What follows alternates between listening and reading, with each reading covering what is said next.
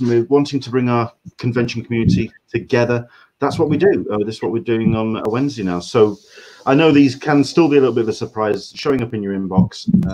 But yeah, thank you very much indeed for joining us. As always, if you're watching on Facebook, we've just made that video public, so you can now share that from my Facebook page.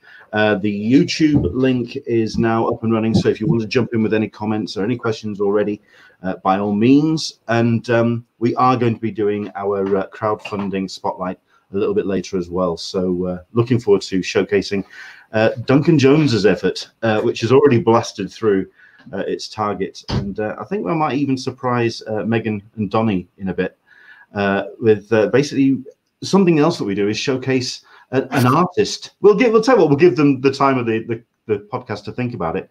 We showcase an artist at the end, and we'll see if there's any suggestions of any artists that they have seen on their social media feeds that's brightening their timelines at the moment. But we'll possibly talk about that in a bit. As always, thank you very much indeed to all of our Patreon supporters, to everybody who allows us to keep the lights on the podcast. It really does allow us to do what we do, especially at the moment with funds being as tight as they are. We appreciate every penny that you put into the podcast. And thank you so much indeed.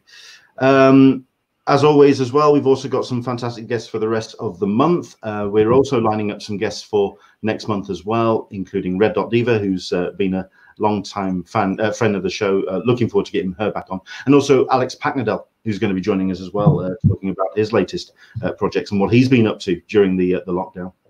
But we're going to do all that next month. We still have plenty of slots open for next month. If you've got anybody that you would like us to interview on next month's shows, drop us a line. Let us know. We're still going to try and get that Bill Sienkiewicz interview all lined up. That's entirely down to him and his schedule. You can imagine he's very, very busy at the moment. But we'll try and get him on as soon as we possibly can. Any of those, just drop us a line on any of my social media feeds. We'll reach out and we'll do what we can to get them on.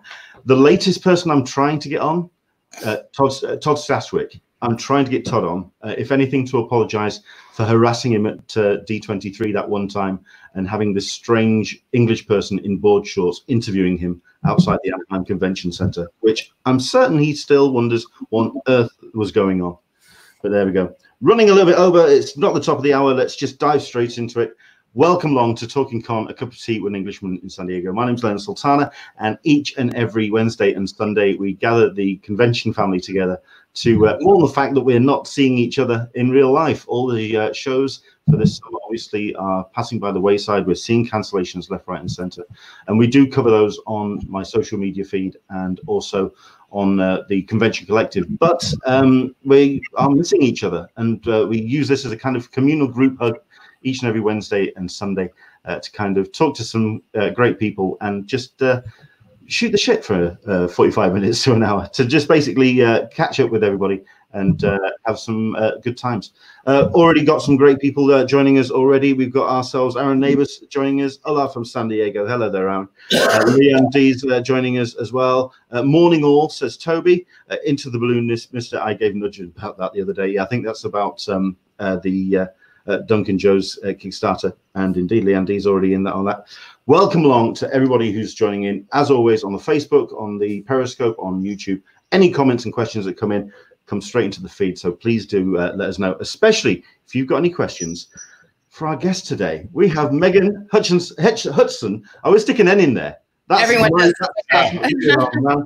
And Donny Cates. Hello there. How are you two? How are you guys? We're doing great. I mean, to be fair, I mean, I know your works, the pair of you, and I kind of have an idea of some things to talk about, but I really do have wanted to keep this one really kind of loose and kind of just have a conversation and a chat with you, because if anything, you may all be talked out at this point. I mean, how many podcasts have you been doing during this lockdown? You've been busy. Dude, I do. Meg and I record one every Saturday, the Devil's Advocates Book Club. I record one every Thursday with Ryan Stegman for Stegmanism and His Amazing Friends. And then every week or so, we have at least one or two other ones, or I have some sort of a Zoom call meeting thing with Marvel or movie things, and I'm staring into this a lot these days, as I'm sure you are.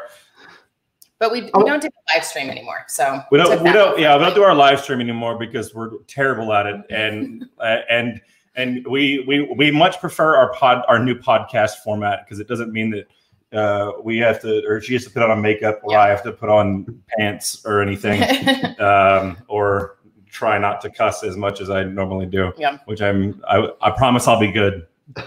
I quite liked the podcasts, the live streams, if anything, because you were trying to have a train of thought. I mean, the pair of you were trying to have train, and you kept getting distracted by the comments coming in, and it just turned into this barreling, ongoing conversation. It's a nightmare. I am a very easily distracted person. Yes. It's true. It's why I mentioned it on the live stream with Joe that I did yesterday. That I don't know what day it is. I don't even know what I don't know. Every month is an hour, every day is a year, that I suffer greatly from idle hands syndrome. If I'm not doing a million things at once at all times, then I tend to go insane. So having a live chat while people are also talking to me while I'm also getting texts and stuff, it's much better when I have like for the podcast, we have someone who can go and edit out all the parts where I go, oh, hold on, shit, what am I doing? What am I doing? What? Because I mean, whereabouts are you based? Because I mean, is this early morning for you, mid afternoon? Whereabouts are you? I mean, it's early morning for us because it's noon. Yeah, we're night. Okay. We tend to stay up pretty late. Yep. We live in the valley of we live in Austin, Texas, right on the lake. So if you can see, this is our that's our view there. Oh wow. So we look over a valley, and just at the bottom of that valley is a lake, big Lake Travis. So. Okay, because I mean, obviously, I was trying to work out whereabouts in the country, if anything, because I mean, we're all the days are just blurring into one. Yeah, I have no idea what I was like. I was talking to her, and I was like, "Yeah, I guess this thing is due in June, so I guess I'm good on that." And she was like, "That's 10 days away," and I was like, "No, it's 10 days and a month away." She was like, "No, dude, June's next month," and I was like, "What?" You didn't know it was May. I was like, where did May go? What? Because I mean, I know we've got the books coming back out in a week's time. I mean, is that being kind of like a way of marking time when you books are going to finally get back out into stores and stores being told? Yeah.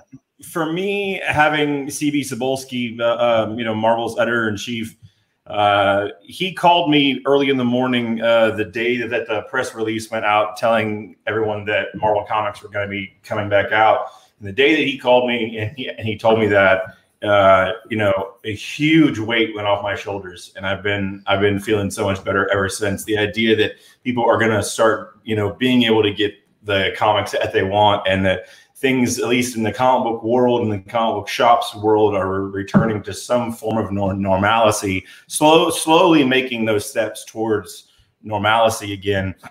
It feels really, really, really good. But it is weird because now I'm getting these things saying like people saying well, Thor #5 better be better be really good if I'm gonna have to wait for it. And I'm like, well, I didn't write it before this happened.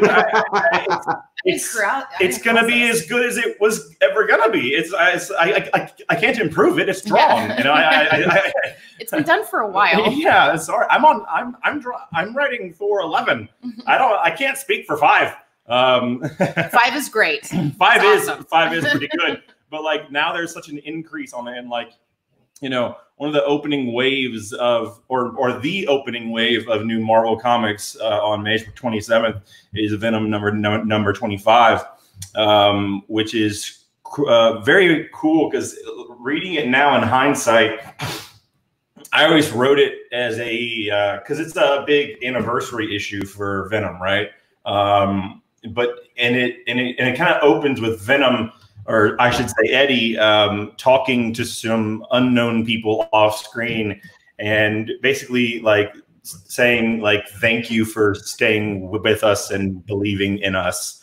And because, you know, Eddie always speaks in the third person, you know, and so now it opens on this thing of like, thank you for like trusting us, and thank you for, and now we're back and all this stuff. And it really reads perfectly as like one of like the main titles to come out as a, you know, it's a very anticipated title. I mean, it's one of the big hits of the stable so far.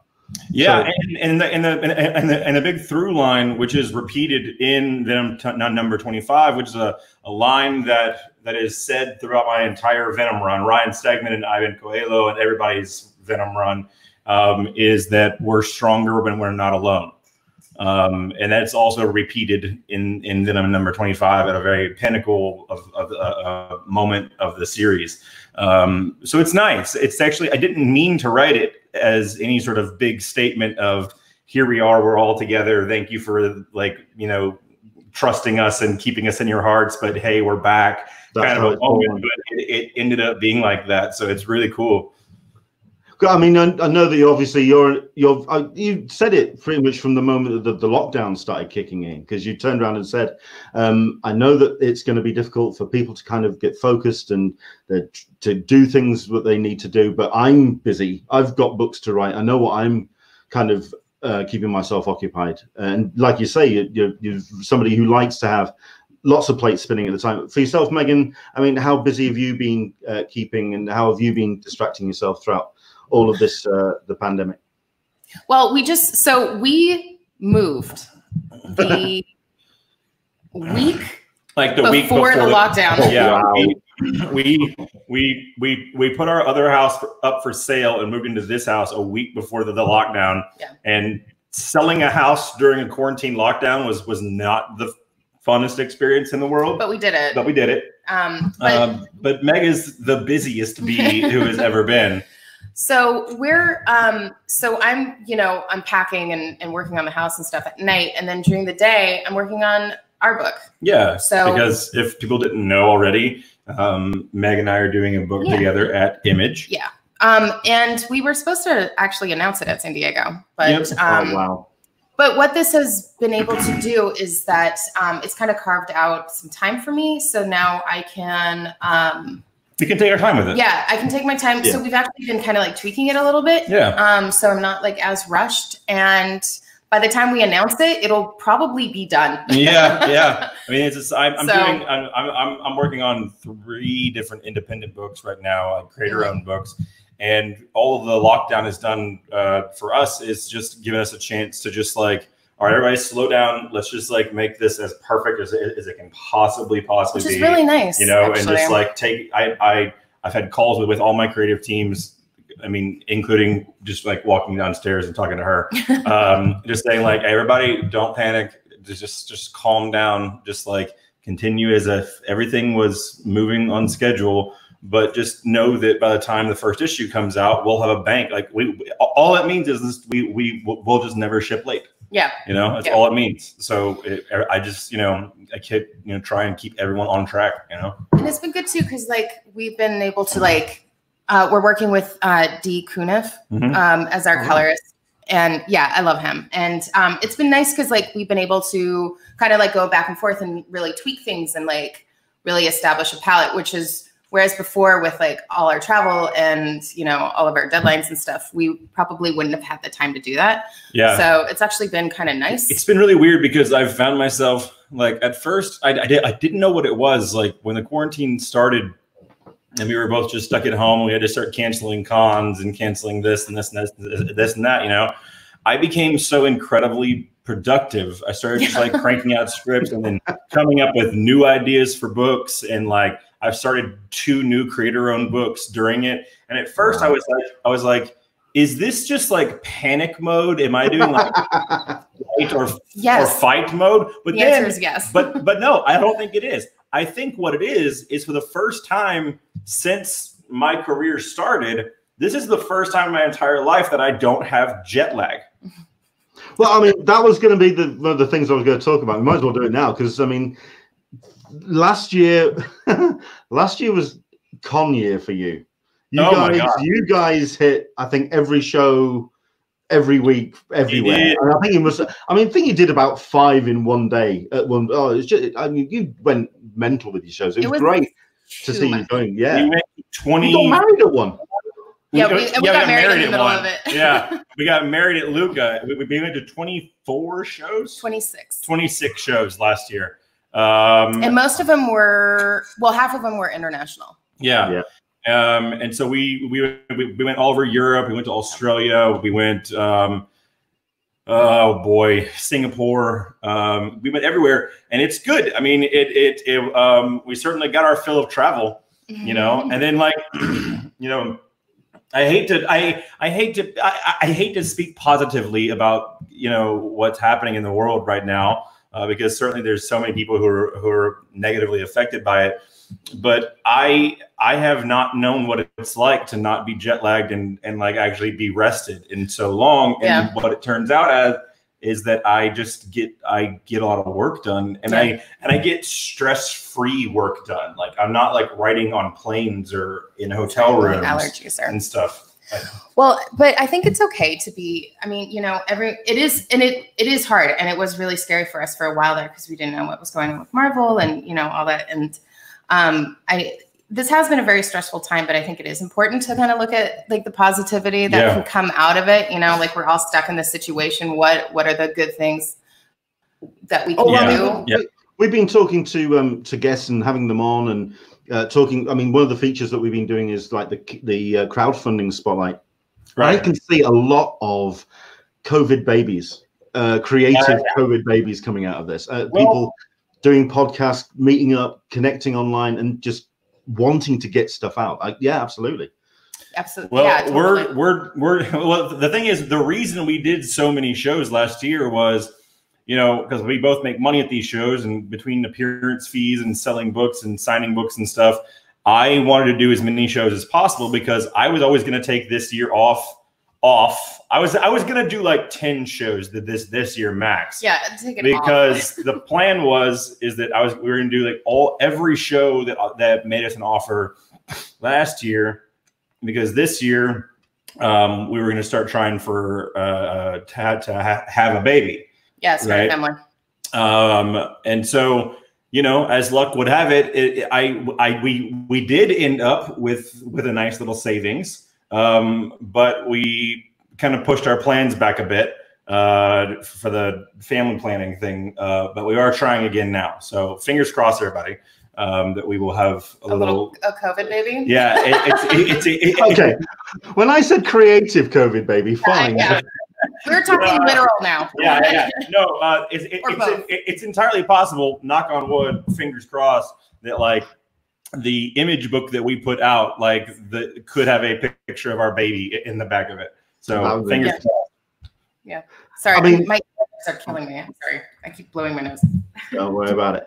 I mean, we've got a couple of comments and questions coming in. Guys, everybody, please do get your questions in. We'll do and cover as many as we can throughout the course of the conversation.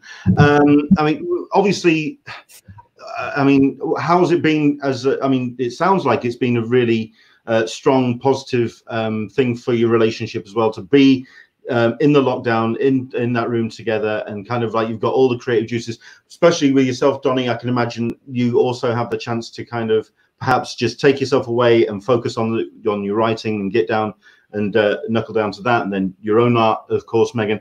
I mean, how stressful has it been in terms of kind of being a newly married couple in the same house together? Well, I mean, I'll freely admit that we've had our stupid quarantine fights, just like every other couple. You know, I mean, I'll tell you what though, like as a very, very newlywed couple, this is a very this is like a what am I trying to say? Like I don't know. It's a real honeymoon. It's a gauntlet. Yeah. It's a gauntlet for like, can you really do it? And the answer is yes. I mean, I wouldn't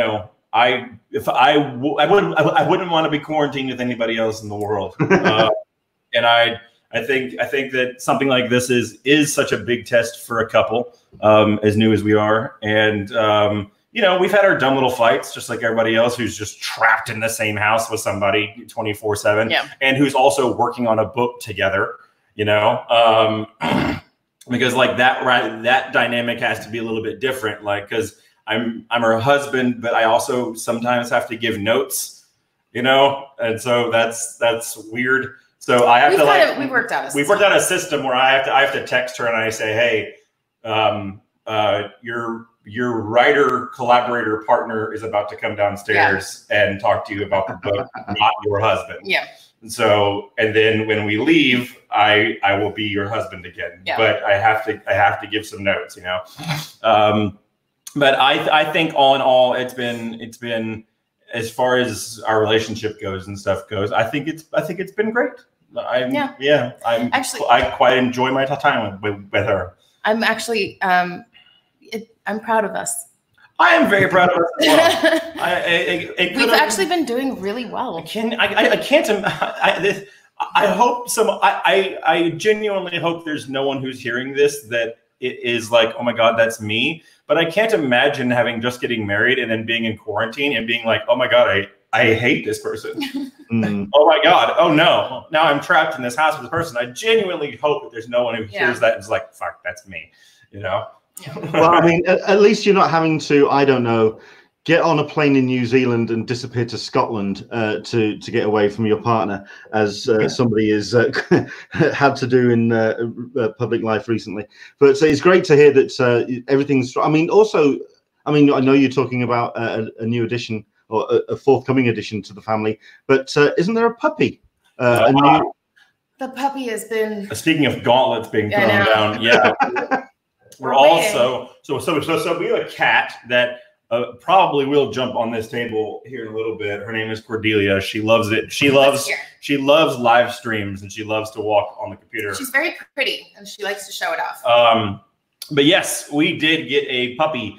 But normally the shelter that we got it from would have like shipped it or like flown it. Yeah. But since that's not the safest, it's being driven here from like the rescue center to here from Mississippi, which is Missouri.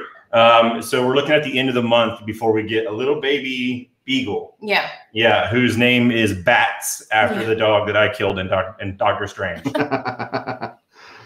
Excellent stuff. I mean, it's great. It's great that everything's coming along nicely. And also, like I say, as mentioned earlier, about the live streams that you're doing and all of the things that you've been putting out onto that. Advocates has been one of the best things to come out of the lockdown and what the podcast you've been doing, especially when you were using it as a rereading forum as well, and you were kind of suggesting books for each other. I mean, when I've been speaking to people on the show, I mean, not only have they been cracking on with their own projects, but they've also been taking the time, not necessarily to take in all this new content that just seems to be showered at us left, right, and center, but also just taking old books off shelves as well and just rediscovering stories, which has been really cool. I mean, has there been any highlights from the stuff that you've been rereading over the course of this?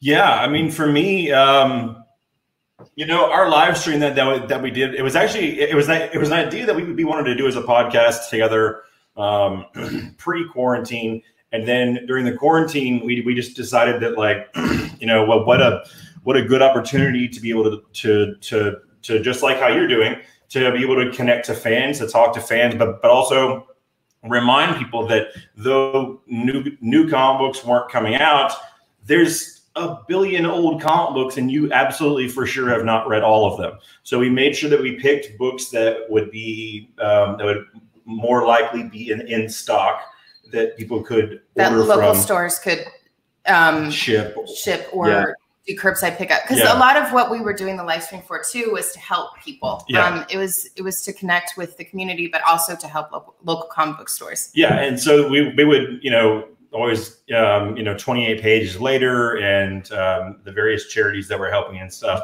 But standouts for me, I don't. Just recently, I got to reread Alan Moore's Top 10, and I that's the one that I think just recently I got volume 1 out to make her read, because that was her assignment, and I started reading it to just make sure it was fresh with me, right? And I read it and I was like, well, now I have to go dig through my books and find all of them. Oh, I found number 2. Oh, thank God! I can't. It's like the entire America's Best Comics line is just flawless from top to bottom. Yeah, now I want to start my hair and stuff. I want to reread all of them, because I was super into them when I was in high school or college, and my brother and I used to buy all of them and read them, and now I have to go back and find all of them because I want to read. All of them. They're the I'm a big Alan Moore guy. Like his Miracle Man run is in my opinion one of the finest works of art that our medium has ever produced. It's one of the books I reread. I mean, I was about to. I mean, listening to yours, that's one that I pulled out. I've been going through the Alan Moore and the Gaiman run. I've been doing the whole lot. If you want, Alan tends to lean into to use some of your slang, some dodgy interactions with ladies in some of his works, and the America's Best Comics line has very little of that, as does his Miracle Man run, if you don't count the live camera birth of a child. So Miracle Man and the Top 10, I think, are. I'm writing a book, one of my creator-owned books. One of the things that I'm going to be doing way later in the future is very, very, very inspired tonally by Miracle Man. And so rereading that and just like, I'm a pretty good impersonator. Like I can do, like, if you told me to write you a book in Jim Starlin's voice, I could do a pretty good job. If you told me to do it in Scott Snyder's voice, I could do a pretty good job. If any of these like Chip Zdarsky's voice, I could do a pretty good job. But then there's guys like Neil Gaiman and Alan Moore that I read, and I'm just like, what kind of space alien are you? Like, how do you put words together like that? Well, I mean, off the back of Advocates, I did pull the Black Mirror back off the shelf. Oh yeah, so that was fun to dive back into. Yeah. Oh my God. Yeah, that was I was actually stocking comics on the shelf as a retailer when that came out, and I was reading that run. And when Scott Snyder took it over, it was one of those, every fan has that moment when you're reading something and you're like 10 pages in and you go, wait, who the hell is this writer? What is this? This is amazing. And then I started seeing that name, Scott Snyder, and I started reading it. And then all of a sudden, before you know it, he's on Batman and just like blowing up, and Scott to this day has remained one of my favorite writers. And like, it's really cool now that like one of my good friends, I was like that with Jason Aaron too. Jason Aaron, I was like in comic book shops reading like Ghost Rider and Punisher. And I would go through it and I'd be like, God Almighty, who is this? And now I get to call these like legends and giants my friends. It's so bizarre, Well, this book club's been fun for me too. The whole idea is that like I grew up reading indie books, and so I've read a lot of Jason's stuff. Like I read pretty much all of Scalped. Like I met Jason years ago. Yeah. So I never knew like any of his Marvel stuff, and so he made me read Thor, and I was pretty blown away. Yeah. No, I mean your Thor is really good, babe. But thanks. No, but like to kind of see too how I'm used to Jason writing and how that translates to because I told her a Marvel property was great. It was so much fun. I told her because we were talking about doing like a Jason Aaron like week. Right, like where we did some of his indie titles, and she was like, "Well, I've already read a lot of Jason Aaron," and I was like, "Well, but you've read his Thor though, right?" And she was like, "No, I've read that." I was like, "Well, then you've never read Jason Aaron." Yeah, because like So I gave her the first 2 volumes because they're now collected in those like Jason Aaron like it collects like 12 issues at a time, and so she read God Bomb and the God. I don't remember the titles. The first two with Assad, and she was just reading it and just being like, oh my God, what the hell? And I was like, yeah, dude, that's Jason Aaron. That's Jason Aaron. Comics, you know. Oh, but like, imagine this though. Imagine this, because like when I was writing Thanos, Axel Alonso took me aside at my first summit, and he told me, he was like, he told me point blank that the reason that they gave me my exclusive was that they knew that Jason was going to be winding down on Thor in a couple of years, and they wanted to make sure I was there because I'm taking over Thor. Oh wow. And that he had already had a conversation with Jason about it, and that Jason and that Jason was cool with it and really liked my stuff too. And so imagine not only reading Jason Aaron's Thor, but also knowing that you're the dude on Earth that's gonna have to follow that. And so every month Thor comes out, and like I have my pile of comics that I'm gonna read. And every month I have to put it at the bottom of my stack because every time I read it, it's gold. And I'm like, God damn it. Oh my God. Well, what am I going to do? That's like, and it was like that for like 3 years where I was just like, what am I going to do? I have to follow this. Well, go on, Megan. Actually, a funny story. We were at San Diego. This must have been 2 years ago. Okay. San Diego Comic-Con 2 years ago.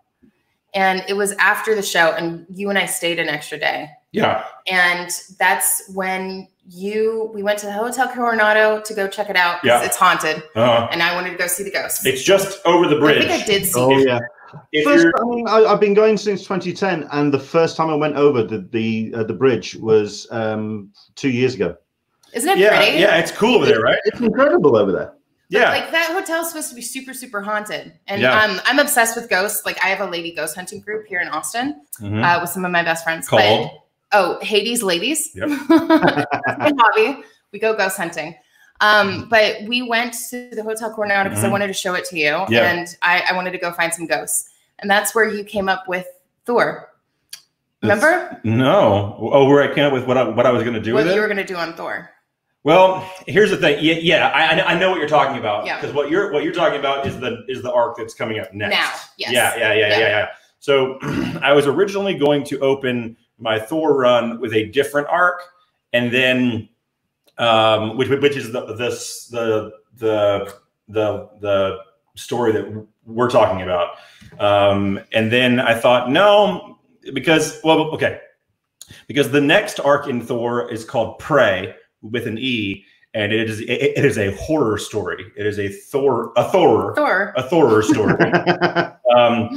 And we thought, because we were at this like creepy, we were there for creepy vibes. We wanted to find a ghost, and so we started talking and thinking about it. And I just started rumbling in my head, and I was like, that's how I'm going to open my story. That's how I'm going to open my Thor run. And then I opted no. I was like, because it's a horror story it's kind of a quiet, creeping, like it's terrifying, I promise. Right. But I was like, no, you don't follow Jason. I'm just going to say that would have been odd to come out of Jason's run into something. Yeah, and so I was like, no, I was like, the way you follow Jason is that you drop Galactus into Asgard, and that's how you follow Jason, and then you do your horror story, because you're not gonna out epic Jason, but you can damn well try, Absolutely. We're going to get into a couple of questions next. We're also going to get into some convention stories as well, and because it is supposed to be also a podcast about your convention history and kind of like your favorite stories at conventions. But we do have some comments that are coming in already, so let's dive into those. Dan Berry is saying the Horton Grand in San Diego, downtown San Diego, supposedly haunted too. Hotel dates back to the late 1800s, and Wyatt stayed there at times. So Megan. There you go, something to keep an eye on. Yes. You've got Leanne D who's jumped in. Please tell them thank you for paying for my sub box at Dragon's Lair in Austin. It really saved me because I wasn't sure if I could afford to pick them up back up in April, and it really was truly appreciated. That has been one of the most memorable things, certainly, that you've done over the course of the lockdown. That incredibly generous gesture. I mean, that's something that just. How did you organize that just to kind of come out and do that? Well, I did it for 3 stores here in Austin because I've been, I used to be a retailer here in Austin, and so in every small town, which Austin is not the biggest town in the world, every comic book store owner knows each other. So I've known these guys for like 20 years and stuff, and I know their kids' names. Like I go to their band's shows if they're, like they've been over to our house. Like it's a community. It really is here, and there's not that many comic book stores here in Austin. And as a former retailer, I know that the huge stack of a pull list just sitting there of items that you've ordered that people have pulled but haven't picked up yet can be kind of the bane and can be an anchor on a store, because it's items that you've bought but you can't sell because you're saving them for somebody. And I just contacted each one of them and I said, hey, just count it up. Just if you'll do the math and just send me a figure, I'll pay it off so at least you don't have to worry about that.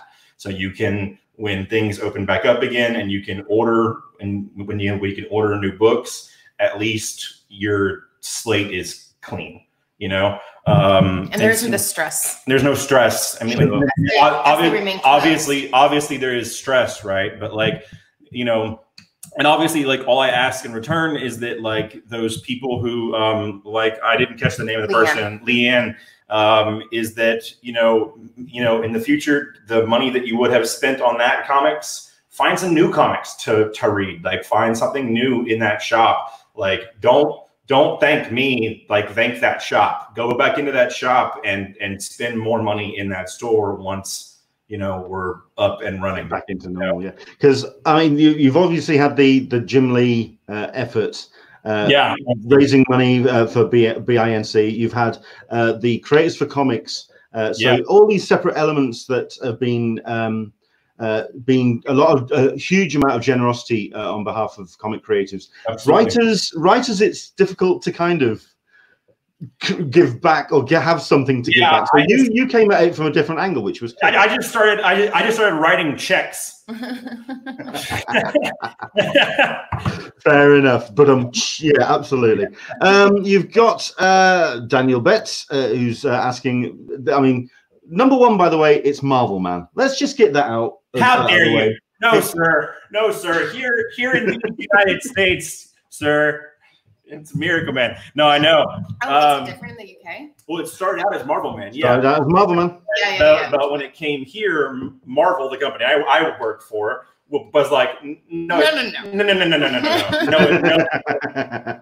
So it's argument. But I own almost every version of Miracle Man ever printed, from the old Warrior magazines. I've got the Warrior run, because that's when I came in, because I went straight from that was the evolution of my comics reading. It was into 2000 AD, into Eagle, into Warrior. It was kind of like a Fleetway. So I came, and to be honest, that story didn't actually really grab me. There were other strips in there that did. But when the third strip, so it would be I want to say issue 4, the one with the Madman on the cover. The one where Billy, Betts finally reveals himself and he's pushed off the edge of the building. That's when I went. That's where I went. I didn't know. I kind of collected backwards, right? So I remember Wizard Magazine put out this list of the top 50 comics you will never own, and the number one was and number one was Miracle Man, and me being who I am, I was like, I'll show you. Yeah. I was I'll show you a magazine. Gotta catch them all. What is this unobtainable treasure? What are you talking about? So I went out and I eBay searched and like deep dive bin searched, and I got the entire run in issues, right? Even the elusive flood, you know, copy, which is issue 17, I believe. Yeah. Yeah, right. Which is super hard to find because the entire run got, the warehouse holding it got flooded. Okay. And I got the entire run going into the Neil Gaiman run. And then the second part of that challenge was finding the original trades, which were incredibly hard to find. Wow. Because those were each like $600, $700 to find at the time. And then I got those, and I swear, like within the same year that I finally completed my collection of those trades, Marvel announced that they were going to start reprinting those trades. And I was like, are you kidding me? But now I have those as well. Oh, and I have this. Hold on. Oh, hang on. Wait, and we have, where is he? There he is. Wait, I can't. There it is. No, I can see. And I have this. Hey! Yes. And I have this as well. And as you can see, I have my original Miracle Man and my Todd McFarlane Miracle Man. So to answer that person's question, anything whatsoever to do with Miracle Man, sure. I don't draw, she does. So a one-off cover of Miracle Man would be her drawing the entire thing and then me inking it kind of. So yeah, we've done these, and we did a bunch for Heroes Initiative, which I'm a board member of, and to raise money. And so I'll take a character and I will pencil it and I'll roughly ink it, and then he goes in and he adds his Donny Cates flourish. His thing. It's mostly me adding little like Frank Quietly squigglies. Yeah. Good. Other comments. You got Jake McCool. Look at that fresh coat. And Dan Berry. A little bit. Yeah, it's a bit. Yeah. This side's good. And on this side, we need to get. I thought you wanted a fade, which I don't know how to do. Yeah, so. we'll cut it up. Yeah. Well, considering that it looked like it was the first time you handled a pair of clippers. Yes. I think you did a pretty good job of it. Thank you. I got a bunch of texts and DMs from people saying I was holding the clippers upside down. Like her phone was blowing up the entire time. I didn't know any better because I mean, you know, as a guy, if it goes wrong, I'll just cut it all off. Who cares? You know, I don't give a shit. But I had an earpiece in, and so I couldn't hear Megan, right? And Megan couldn't hear Joe. And so I'm trying to hear Joe ask me questions, and so I have no idea what Megan's doing or not, you know. And so, but Meg's phone is blowing up with people being like, "You're holding the clippers wrong. You're like." And you know what? If you hair is art. Doing hair is art. Yeah, that is the way that I do hair. Yeah, so. I think you did an admirable job. I quite like it. Megan, when everyone else is using the brush and they're using the hair of the brush, you are using the side of the brush. You're using the other tip of the. You see, it's all about creating from different angles. Nothing wrong with that. You know, nothing wrong with that. I mean, I think that was kind of the point of the thing was that you know, we're gonna. I don't think anyone expected it to be as good as it turned out to be. No, Joe was actually great. Joe was wanting it to be not. Yeah, Joe was like, well, damn it, that actually looks pretty good. I was hoping that you would like get like, you know, it would be a massacre. And I was like, joke's on you, buddy. Yeah. Okay, and the next question. Well, we've got a couple. Will Sliney, hello there, Will. Can you ask Megan and Johnny, what was it like staring into the eyes of a lion in the wilds of Africa? Well, this is a story I don't know. Well, Will ended up hanging out with us in Africa at a hotel, and we because it was just the three of us. It was pretty much the three of us, and it was pretty much Meg and I's honeymoon. Well, kind of.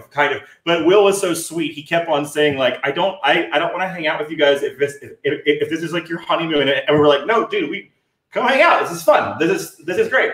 You know. Well, also my family's from South Africa, so I actually grew up there. And we all stay together in Sun City, and I used to go to Sun City as a kid. Yeah, that was like our vacation with my family. Sun City's like a big resort there. So I was like, no, like I'll show you where things are, and we'll hang out. We'll go on game drives together. And he was so sweet, and we the three of us went on a game drive, and he knows as well as we do that we stared into the eyes of a lion from about 14 football fields away. Like, and we saw a lion, like, it was very far, but we did see a lion and a lioness. And that was very cool. And we saw so many rhinos. And we went to a water park. Oh my God, can I tell? That was so much fun. Can I tell this story? Yeah. So Will and I were like, Meg was like a little kid at this water park. I love water parks. She was just like, I want to go on the highest and the biggest and the baddest ride. And so she found it. So she found the biggest, the best one, like the biggest, tallest one, right? And she's like, come on, let's go. And Will and I were like, you just go ahead, because Will and I were tired and we didn't want to. Will already went on it. Oh, that's right. Will already gone on it. But basically how it worked is when you get to the top of it, and Meg just like ran ahead of us, and so it's just Will. Like, I was like, just go if you're so excited about it. And so it's just Will and I going up these stairs, and we could just hear her little footsteps like going up there, you know. And then we get up there just in time. So how it works is you're standing, and they put you in this pod, and then they close a door, and then the floor drops out underneath you, and you just slide down the entire way, right? Straight down, and then it shoots you up. It goes down, and then it does a twist and keeps on going, right? And so by the time we get up there, Meg's like already in the tube, and then I'm like next in line, and Will is behind me here, and Meg and the thing goes so fast that you can. I mean, it's probably. I don't know how long it is, but 3 seconds. But it's like 3 seconds. You're shot down, and then you're out, right? And so I'm watching the guy who's operating it, because his view is he can see the tube here, and he can see where they come out there, right? And so she drops, and then he looks down here, and he goes like that. And I was like, "What, man?" And he goes, she didn't come out. Oh my God. And I was like, what? What are you talking about? And he was like, come here, look. And he like just pointed to where she should be. And I was like, but he wouldn't say anything else. And I was like, well, where is she, man? And he goes, I don't know. And it turns out this is like, I guess, a thing that just happens, because then he started like laughing. He was just messing with me, because apparently she didn't get enough thrust to go up the loop. So this poor thing. There should be like I don't know, like a weight thing or something. I was too light. She was too little. When I hit the water, I went up and then I slid back. And so which is my actual nightmare. So he laughs. Getting caught in a tube. So he laughs, and then he just points to like a hatch where they're opening it up and just getting Meg out of it. And I'm like, I don't think I want to go in this. In the silence of him saying, like, when I asked him, like, well, where is she? And him going, I don't know. Like, he was joking, but I didn't know that. I was like, is this how I found out my wife is dead? she looks Are you kidding? Did she die? You know, I was so traumatic. And then he looked over at me, and then he laughed. I did not laugh. And then he was like, all right, man, it's your turn. You're up next.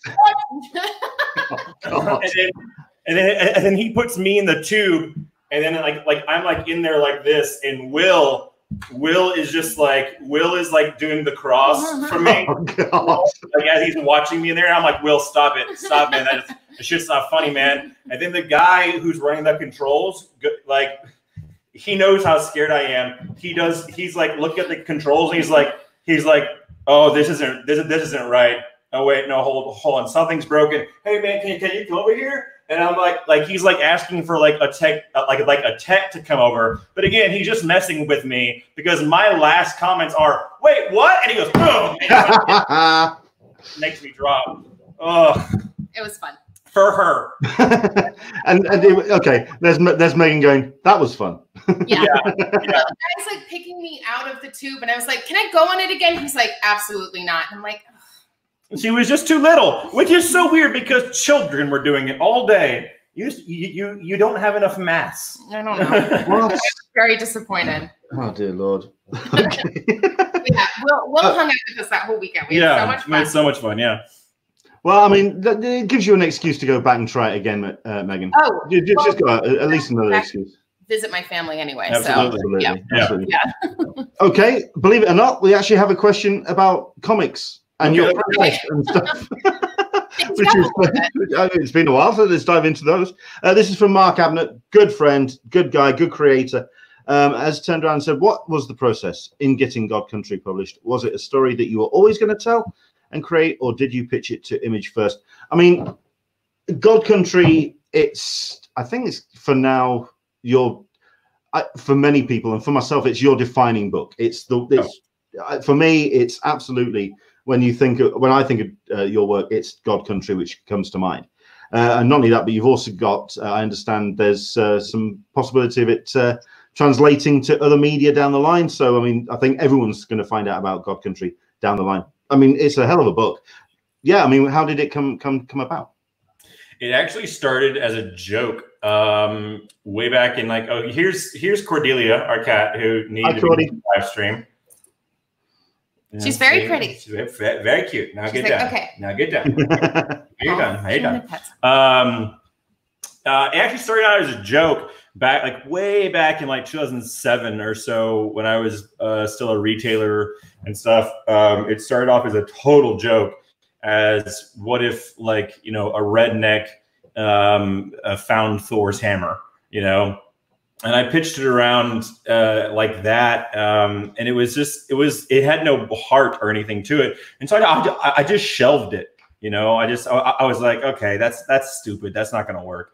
And then I went through a really big health thing that happened to me about 5 years ago, where I almost died, and I turned 30 and basically had a doctor come in and tell me, we're going to go run some tests, and in the meantime, if there's anybody you want to call or talk to, now is probably the time to do that. Yeah. And being presented with that at 30 will make you rethink some shit. Obviously, I'm fine now. It ended up being fine. But that's when I revisited God Country as this idea about, what do you leave or what do you leave behind when you leave, and what do you become when you go, and what's really important, and all these things. And, you take the this very serious thing that happened to me, and you kind of filter it through. Look at this cat. You're telling man. Story. She's such a dum-dum. Definitely a Cordy. Definitely getting attention. Yes, exactly. Yeah. Oh, yeah. Cordelia Chase. Oh, hi. Do you want to talk to the microphone? Is it your turn? I heard you're telling a really serious story, so here I am. So you kind of take all of that and you filter it through a kid who grew up in Texas reading Jack Kirby comics, and what you get is God Country. And every single creator-owned book you've ever read from me, be it Buzzkiller, Ghost Fleet, or the Paybacks, I always pitched all of them to Image first. I mean, I was going to say, why was Image the publisher of choice for you? Well, okay, this is weird, right? Because my plan was always, in my head, I was like, I'll get an Image book picked up, because that's where I can tell really cool stories, and then once I get that Image book, I'll start to build my name up, and within about 5 years or so, maybe Marvel will see me and then notice me and all these things. So that was my 5-year plan, right? It took me 5 years or so to get to God Country, my first Image book, because I pitched it as, what are you doing? Oh, someone's at the front door. I'm just okay. Sorry. I pitched God Country blindly through the portal, and heard back within about a half hour. Wow. From Eric Stevenson saying, yes, that's the one. There you go. And so we started on it. And so again, think about this. My 5-year plan was I get an image book, and then maybe within 5 years, Marvel notices me. God Country comes out on January 11th, 2017. By June of that same year, I was assigned exclusive writer to Marvel. It happened that fast. And then Thanos and Doctor Strange came out in like August and September of that same year. Because right after God Country, I didn't plan it this way. Like God Country came out in January, followed right by Redneck, followed right by Baby Teeth. Yeah. And so, yeah, it just started just like piling up, and then it was Thanos, and then it was Doctor Strange, and then it was this, and then it was this, and it was this, and it was this, and it was this. And so it's just been since 2017. It's been a non-stop. Yeah. The word that comes to mind, weirdly enough, is a nightmare. But I mean, what an incredible gift, and what an incredible, I'm very incredibly fortunate to have the job and the fan base and the, and all that. But it did happen way too fast, and I was not prepared for it. Yeah, well, when you have a 5-year plan and it's more like 5 weeks, that's what happens. Yeah, and you know what I discovered was that you have this plan in your head where there's this top of the mountain, and the top of the mountain for me was being an exclusive writer at Marvel, being in those rooms and like being in the summits, right? Because I was an intern at Marvel, and I would see like Hickman and Jason Aaron and all these guys come in and go into the secret room, as an intern. And I was like, that's what I want. That's what I want. I want that. And then what I discovered very quickly in June of 2017 was that when you get to the top of the mountain, there's just more mountain. that the truth of the matter is that, like, I got to be an exclusive writer, but like, it didn't mean I had to stop. Like, I had to, you have to keep on breaking in. Like you'll break into comics 1,000 times in your life, because yes, now I've broken into Marvel Comics, but now I have to break into Marvel Comics by putting out Thanos and making it good. Now I have to break in again with Venom and like making sure that's good.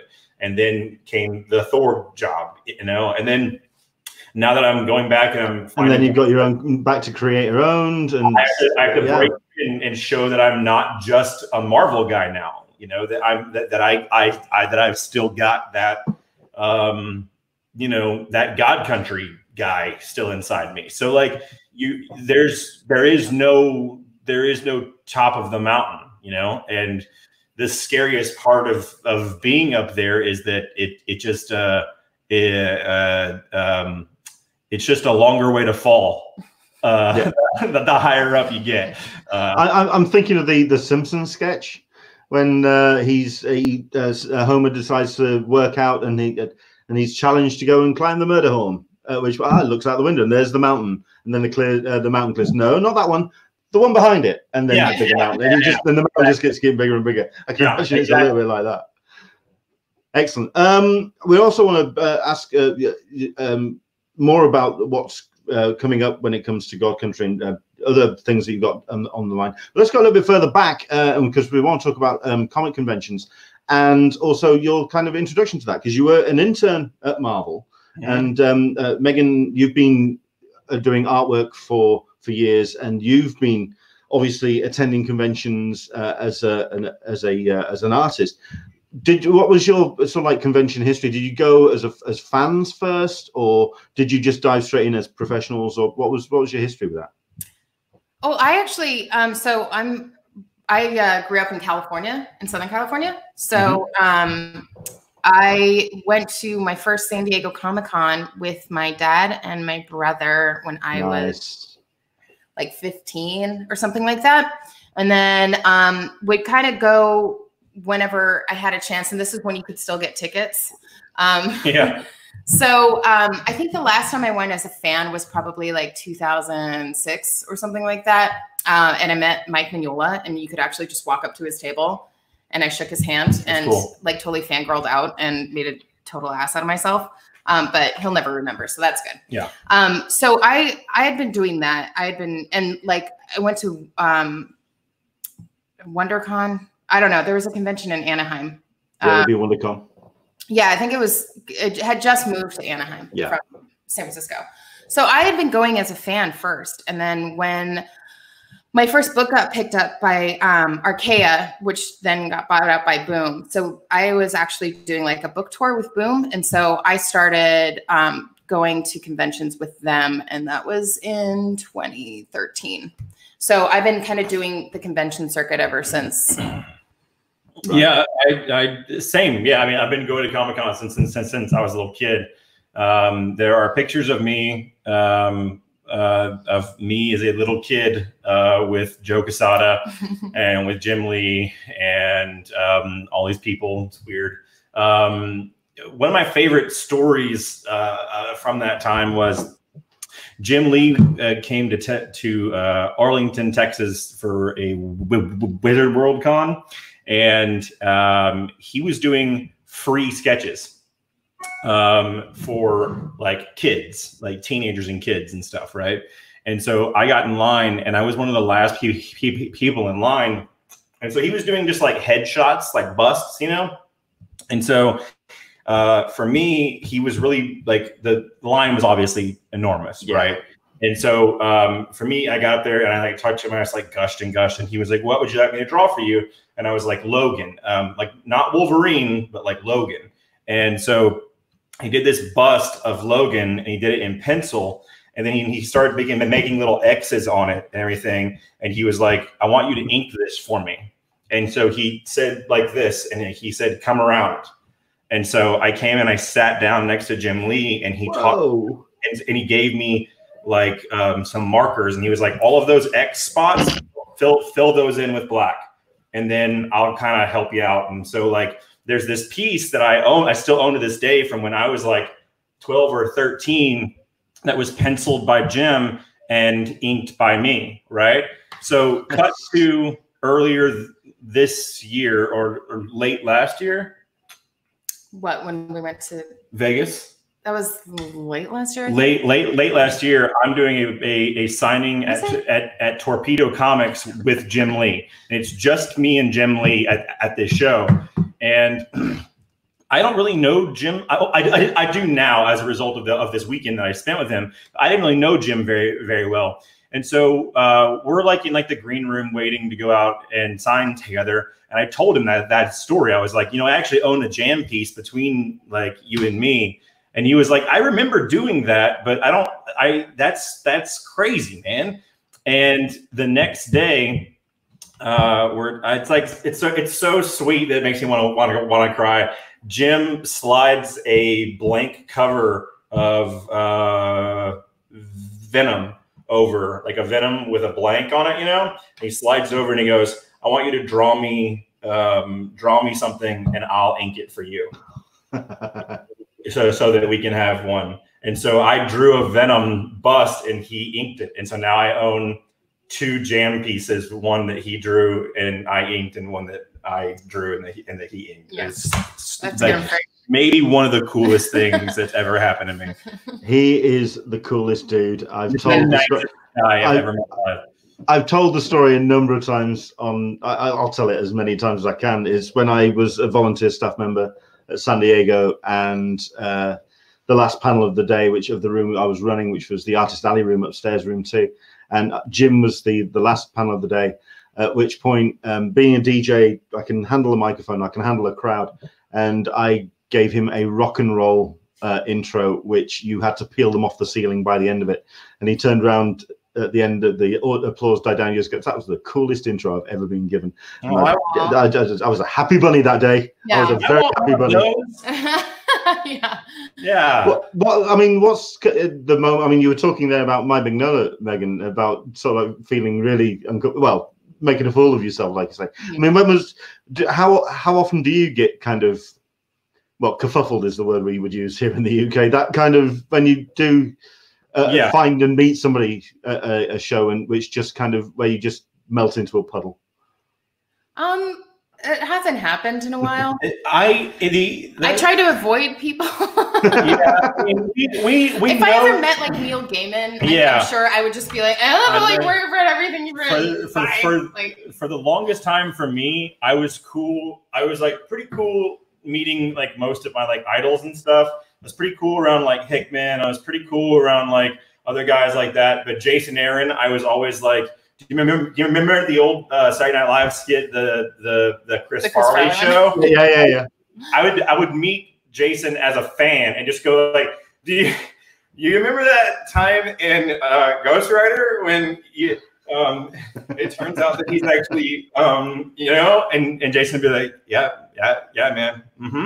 And I actually have like I have these two pictures saved on my phone of one of me as a fan next to him, and I'm like doing like the hover hand. I'm like, and then I have one on the same street corner on the same spot that Jason and I were like, we're buddies now. And so I like looked up and I was like, oh wait, this is the same spot. And so they like recreated the same picture like 10 years apart, you know?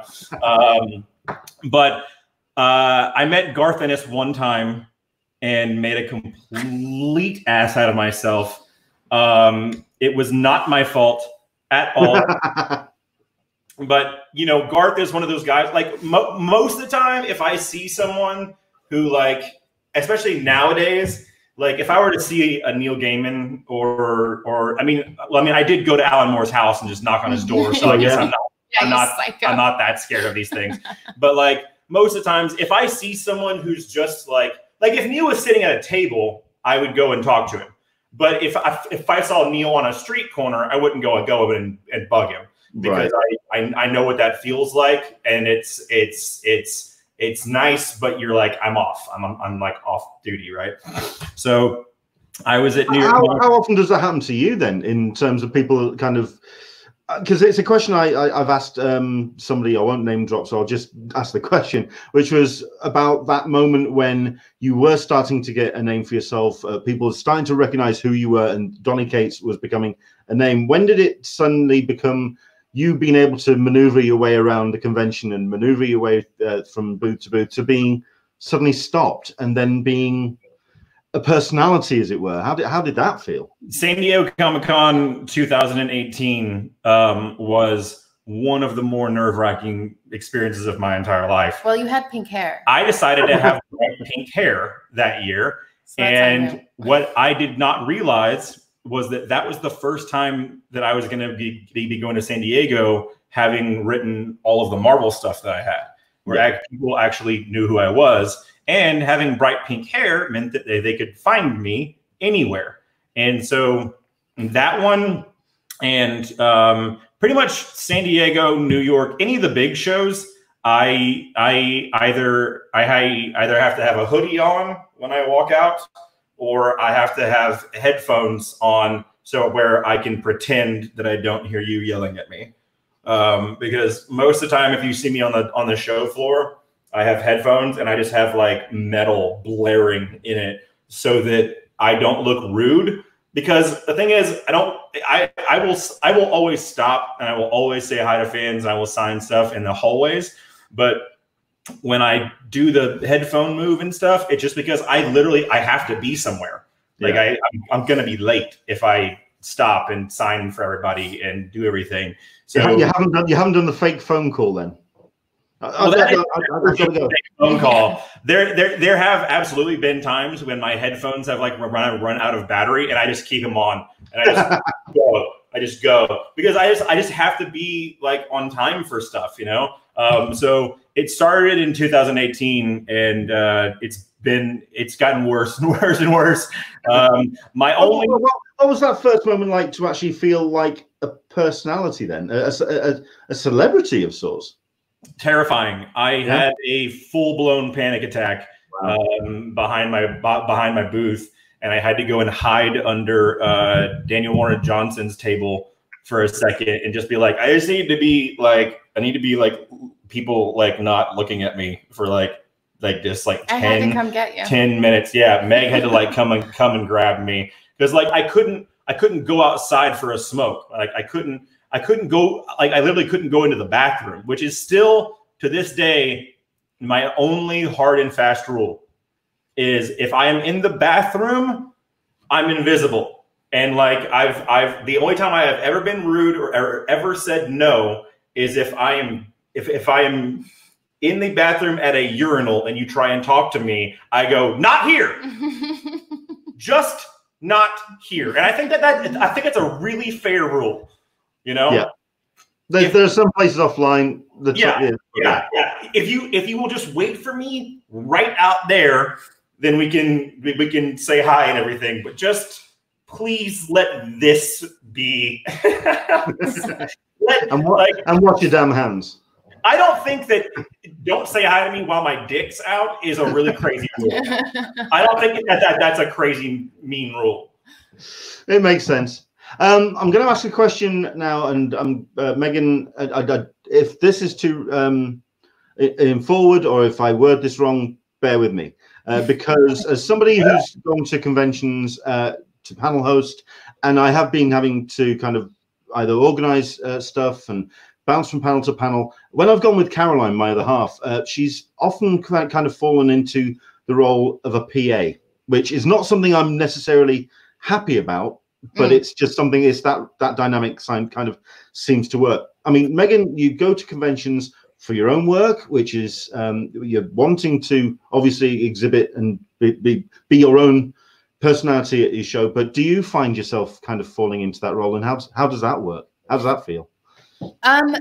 Well, I don't. I just can't do it.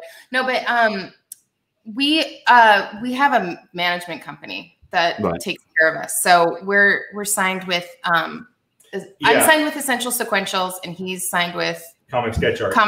And there's so in that capacity, no, she doesn't get. But like, there are awkward moments and stuff when people like give her the camera and say, "We take me and him," and I always take it away and I go, "No, she doesn't do that." Well, find one of your buddies over there to take it. Usually we have like a handler, so they'll do all that stuff, and then you know, the only time ever like. I'll get texts if he's like late to a panel or something like that, or late to something. They're like, "Where's Donnie?" And I'm like, "I don't know." I really don't. Usually it's because he goes somewhere. People have stopped doing it now because I've expressed that I dislike it quite a bit. Yeah. But fans and retailers and all kinds of people would start trying to like email and DM her to try and get a hold of me. And I have expressed with very stern intent that is not the proper channel, and that she is. Well, I pass them off to our people. Like there's proper channels to go about that, and she is not my assistant. She is an artist in her own right, and she's And usually I'm like, because we sit together at conventions, and usually I'm just sitting there drawing anyway. So like usually I'm pretty busy. Yeah. But I still like. If he has like back-to-back panels and signings and all that stuff, like I'll run to the green room and like get him something to eat and get him coffee and like because he can't get away. So that's my kind of like PA. But yeah, in the beginning it was a little bit hard, and I kind of took it personally. Yeah, I mean it's hard. We've worked it out. Yeah, well, because here's the thing. Here's the God's honest truth: is that if we're talking convention stories, Meg and I met at a convention in Calgary. I was seated next to Frank Thierry, and Meg has known Frank and Jimmy and Amanda and all that kind of whole crew forever. And excuse me, Thierry was seated next to me, and me and Frank are buddies. And Meg came over and just said hi to him, and she was like seated across the way, and she walked off, and I was like, Frank, who was that? What can you introduce me to that? And that's how we started. And so but here's the thing is like, but because her booth was so far away, she had no idea of the Marvel stuff about me and everything. Well, I didn't read Marvel books. Yeah. And so because we would always, I would only ever find the time to hang out with her after shows. So like at the bars and going out to eat and everything. Right. And then at MegaCon, we kind of like made it official that we were like an item, you know? And I like ran over to her table over in Artist Alley, which was like on the other side of the show floor. And I was like, hey, I have a break in about like 10 minutes. There's a green room. Will you meet me back there? And she was like, yeah, for sure. And when we got back there, they had 4 tables all spread out with Venom #1s, all signed by Todd McFarlane and Stan Lee. And I was signing all of them. And so I'm back there and I'm signing them and I'm like trying to like hang out with her and stuff. And like Meg, for the first time, was like, wait, who the fuck are you? What do you do? And I was like, I knew you were a writer. But she didn't, but I liked you as a person. Like, I didn't really, you know. It warmed my heart, and it warms my heart to this day that like she came along at such a perfect time in my life, because it was a time when there was a lot of attention on me for like reasons that had nothing to do with like who I was as a person, right? There was like a lot of people like wanting things from me. And the fact that she got back in there into that green room and had no idea like who I was or what, or so-called fame bullshit. I was like, oh, you're a keeper, man. Like, you actually like me, like, for me. So after that show, well, because, you know, like, we just got along like crazy. And just like that first, like when we were in Calgary, I was like, you're my best friend now. Like, we're just going to be best, just because we automatically just got along like crazy. And I think it was after MegaCon, we swapped books. We were finally like, okay, so you give me a bunch of your books and I give you my books. And like, I remember I got home, I started reading your books on the way home, and I was like, oh, thank God he's good. I was going to say, how nervous were the pair of you passing over the book? Please, for God's sake, like it. Yeah, I know. I started looking through her art, and I had the same thing, because I met her in Calgary, and like we spent the entire weekend together, and like everyone there, we had friends. Like the first time we ever met that weekend, we had friends.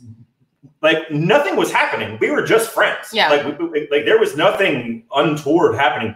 But at that show, we had friends of ours privately take us aside and be like, "What's going on with you and her?" And it was like, nothing. But I'm like, he's my best friend. Don't worry about it. We had like people walking up to us just assuming that we were dating, and we were like, "No, we're just friends." I mean, it was just that immediate. And then I saw her. I started going through her art and stuff, and I was just like, "Oh, thank Christ!" Oh,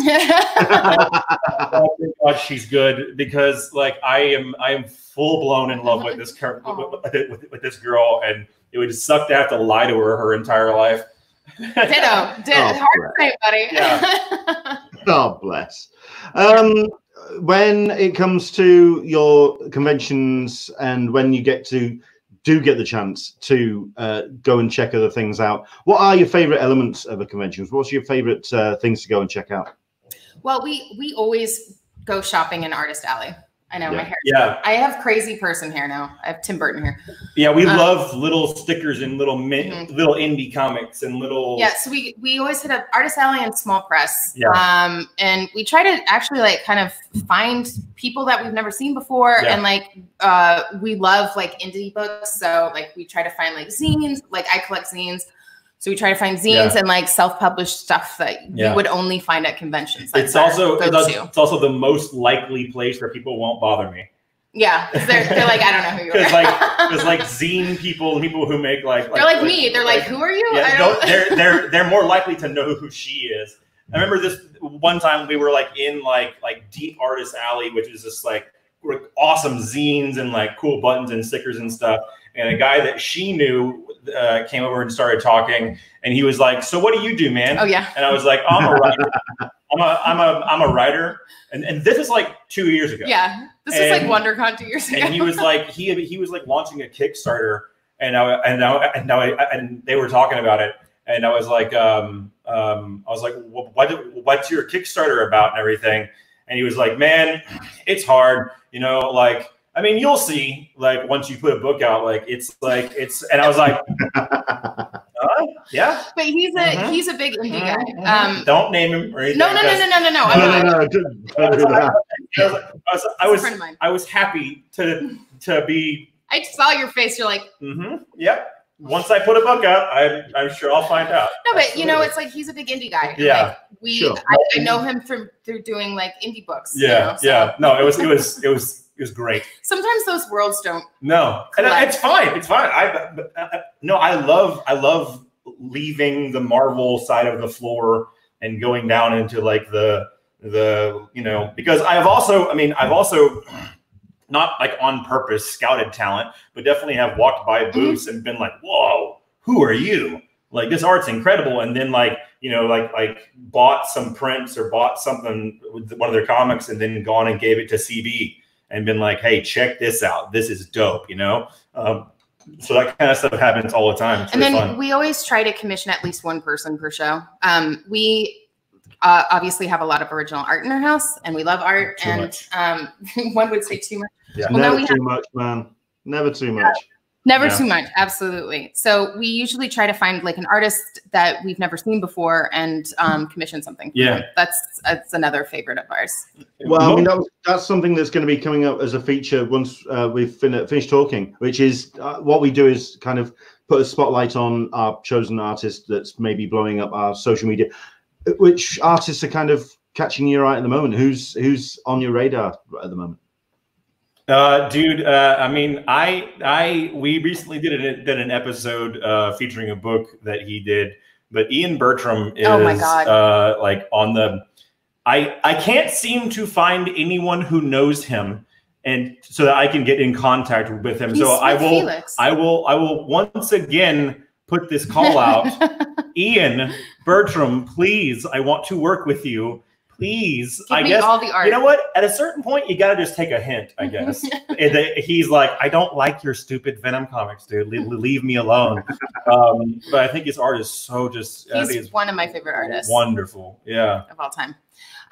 For me, and sorry, Andres Felipe. Is that his? Am I saying his name right? He's doing Constantine right now, right? Yes, he is. He is, right? Yeah.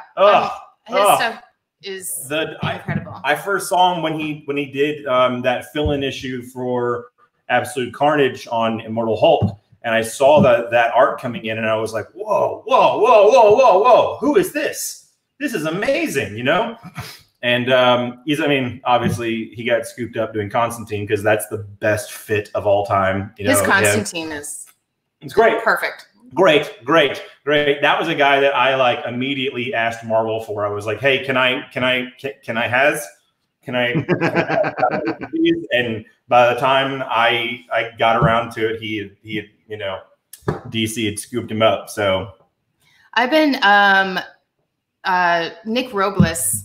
I don't know what book he's working on right now. I actually found him through Teeny Howard. Isn't he doing a Kickstarter at the moment? I think. Is he? Okay. I mean, a very prolific artist. He's like posting things every day, and it makes me feel really lazy. You draw things every day. You just don't post them. Well, I can't post them because it's like a secret. Yeah, I guess so. Yeah. But I know he does commissions. He draws really, really, really beautiful men. But yeah, he's every day he kind of like brings me joy on Twitter because he's always posting something gorgeous. That's awesome. Yeah, I'm trying to bring him up on the feed so we can kind of show people because I'm also a fan.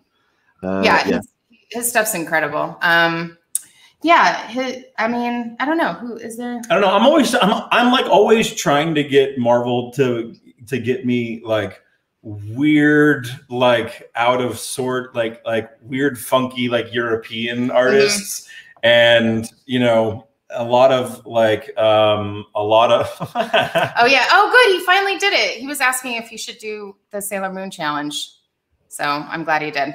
I'm always looking to kind of stretch the boundaries of like what a Marvel book will look like. I mean, that's where we got Silver Surfer Black, was like trying to really stretch the boundaries of what, you know, you think of as a Marvel style. And some people don't like that. I really like that. Yeah, I think, you know, I mean, like the thing is, it's like people get like, you know, people get out of sorts when it doesn't look like a Marvel book.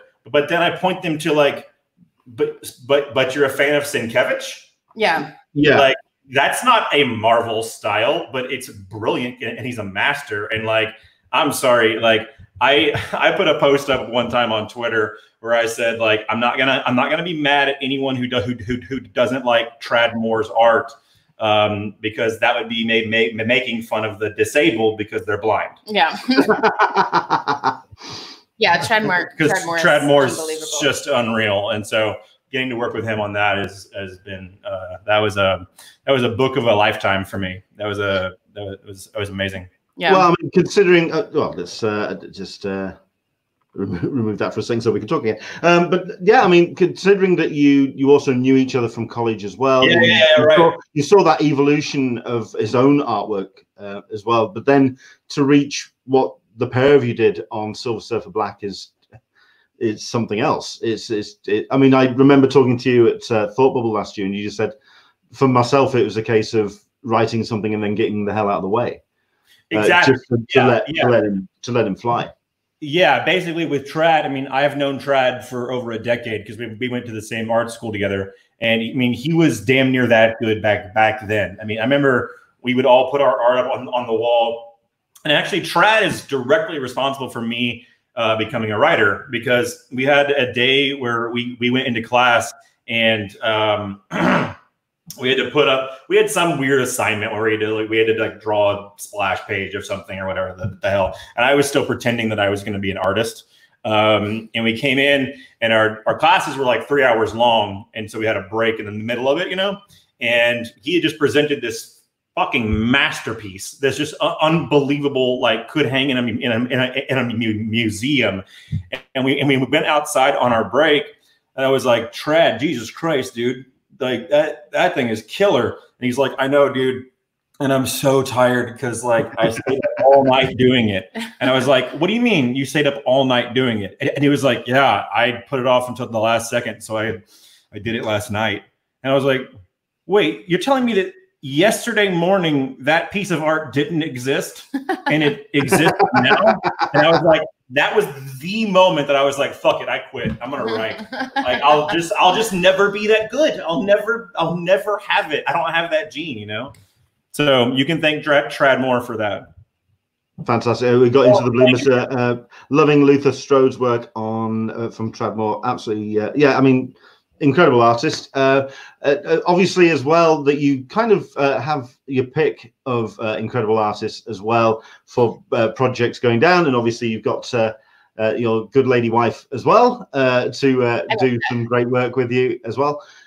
I mean, how is the process of putting an artist to your work now? Are you at that position where you can kind of pick and choose, or are you still very much keeping with the stable of artists that you know and have worked with in the past?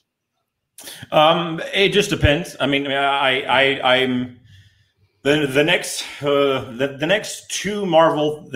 two things I have lined up at Marvel. I chose the artist for both of them, but really, it's not like I can just say like I'll have that one, please, because sit on the throne, point in that direction.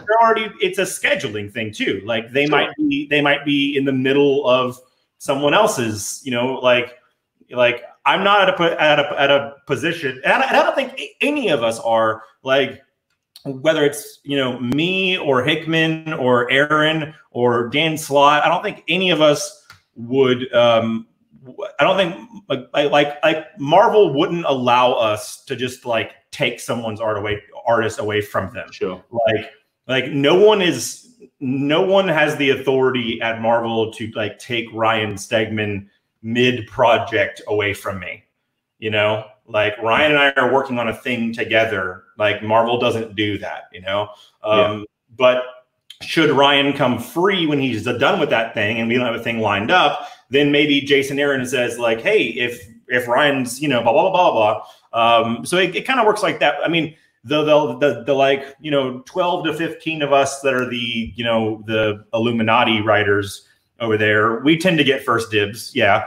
But like, it's a mixture of, oh man, who do I want to play with that I've like known for a long time and adored their art, but has never worked with, or who is it that I want to do this thing with that I've been working with forever and, you know, want to go into it knowing their ticks and their, you know, like a Jeff Shaw or a Ryan Stegman, you know, or Dylan Burnett, guys that I've worked with a long time. You know, there's certain projects that I'll come up with an idea for something and I'll be like, that's a Jeff Shaw thing. Like Jeff Shaw would knock that the hell out. And then like this next thing I'm doing at Marvel is an artist I've never worked with before, but I've just always admired and have been friends with for a long time. And the schedule just lined up perfectly. And so who is it? Yeah. I'll tell you in a little bit. Okay. I honestly don't remember. It just like lined up perfectly. And like, it was one of those just like kismet things where like CB and this artist person and I were all sitting around at a certain time. And I was talking about when I might be starting this new project. And CB was talking about, you know, we need to find a person for that. And this artist was like, whoa, you're doing that? I want to do that. And I think I'm done during that. I know. And CB and I, the artist, looked at each other and we were like, holy shit, that's it. That's the team. And like, it was just that easy. I just like reached over the table and shook that artist's hand. And I was like, let's do it. Hell yeah. Deal's done. Fantastic. When it comes then to characters, I mean, you've obviously got some great runs on the way and what you're up to at the moment, but is there anyone in the toy box that you would like to write for? And indeed, Megan, is there any characters that you'd like to put down? I've been lobbying for Swamp Thing since I was a child. Yeah. To write and draw. So no, but actually, there's some Marvel characters that I was going to start kind of like some ancillary characters. Check this out. I want to play with. Her favorite characters at Marvel are Doctor Strange and Loki. And the one book of mine that she has never read is my Doctor Strange run, where Loki is the Sorcerer Supreme. Yeah. It's the weirdest. It's like she's like putting it off. It's like going to the gym. And it has a puppy in it. She may be your wife. You don't have to force her to do anything. Yeah. You're right. You're right. I'm just saying it's just a little weird. I need to read it. But yeah, Loki, Mephisto. She loves Mephisto. I love Mephisto. I want to do something with him really badly. I was thinking maybe some Buffy characters might have come into there. I know you're a Buffy fan. No, that's me. I'm still not on that boat. No, Meg's not. Okay. I've tried so hard. I think she's tried to get me into X-Files, and I find it to be the most boring show on earth. It's not. It's the best show ever made. And I've tried to get her into Buffy the Vampire Slayer, and she doesn't get it either. Yep. And I think that both shows are like, if it didn't imprint on you as a child, then you might just like not understand it. It's like Marmite, you know, you have to like be born with it. Because for her, like the Whedon talk, like the Whedon speak of Vampire Slayer, it grinds on her nerves. And for me, every episode of X-Files is just like, what did I say? Mulder's face looks like his voice is putting his face to sleep. Yes. Like he doesn't smolder. But every episode is he's like, Dana, I found something. And she's like, no, that can't be true. And he's like, no, but here's evidence of it right here. And she's just like, no, I don't think so. And he's like, well, I guess we'll just have to see. The X-Files. That's every fucking episode. Every episode just like, not true. Well, We've only watched part of season 1. Like we don't want a domestic on the camera. Like I know. They get wait a minute. They get absolute like 100% proof of every phenomenon every episode. Not always. And then at the end of every episode, like Dana comes in and goes, well, I don't know. And Mulder goes, yeah. It can always be explained away. I guess you're right. Anyway, I don't know. I find it to be incredibly boring. She's taking my mic away now. I'm done. I'm done now. I'm a Buffy fan. So I'm a Buffy fan. I'm a Buffy fan in the first 2 seasons of X-Files. So I kind of. Oh man, it gets better. Like the 4th and 5th season are like the best seasons of X-Files. Buffy is my heart. Is my everything. I'm still in my. I used to say I do a rewatch every summer.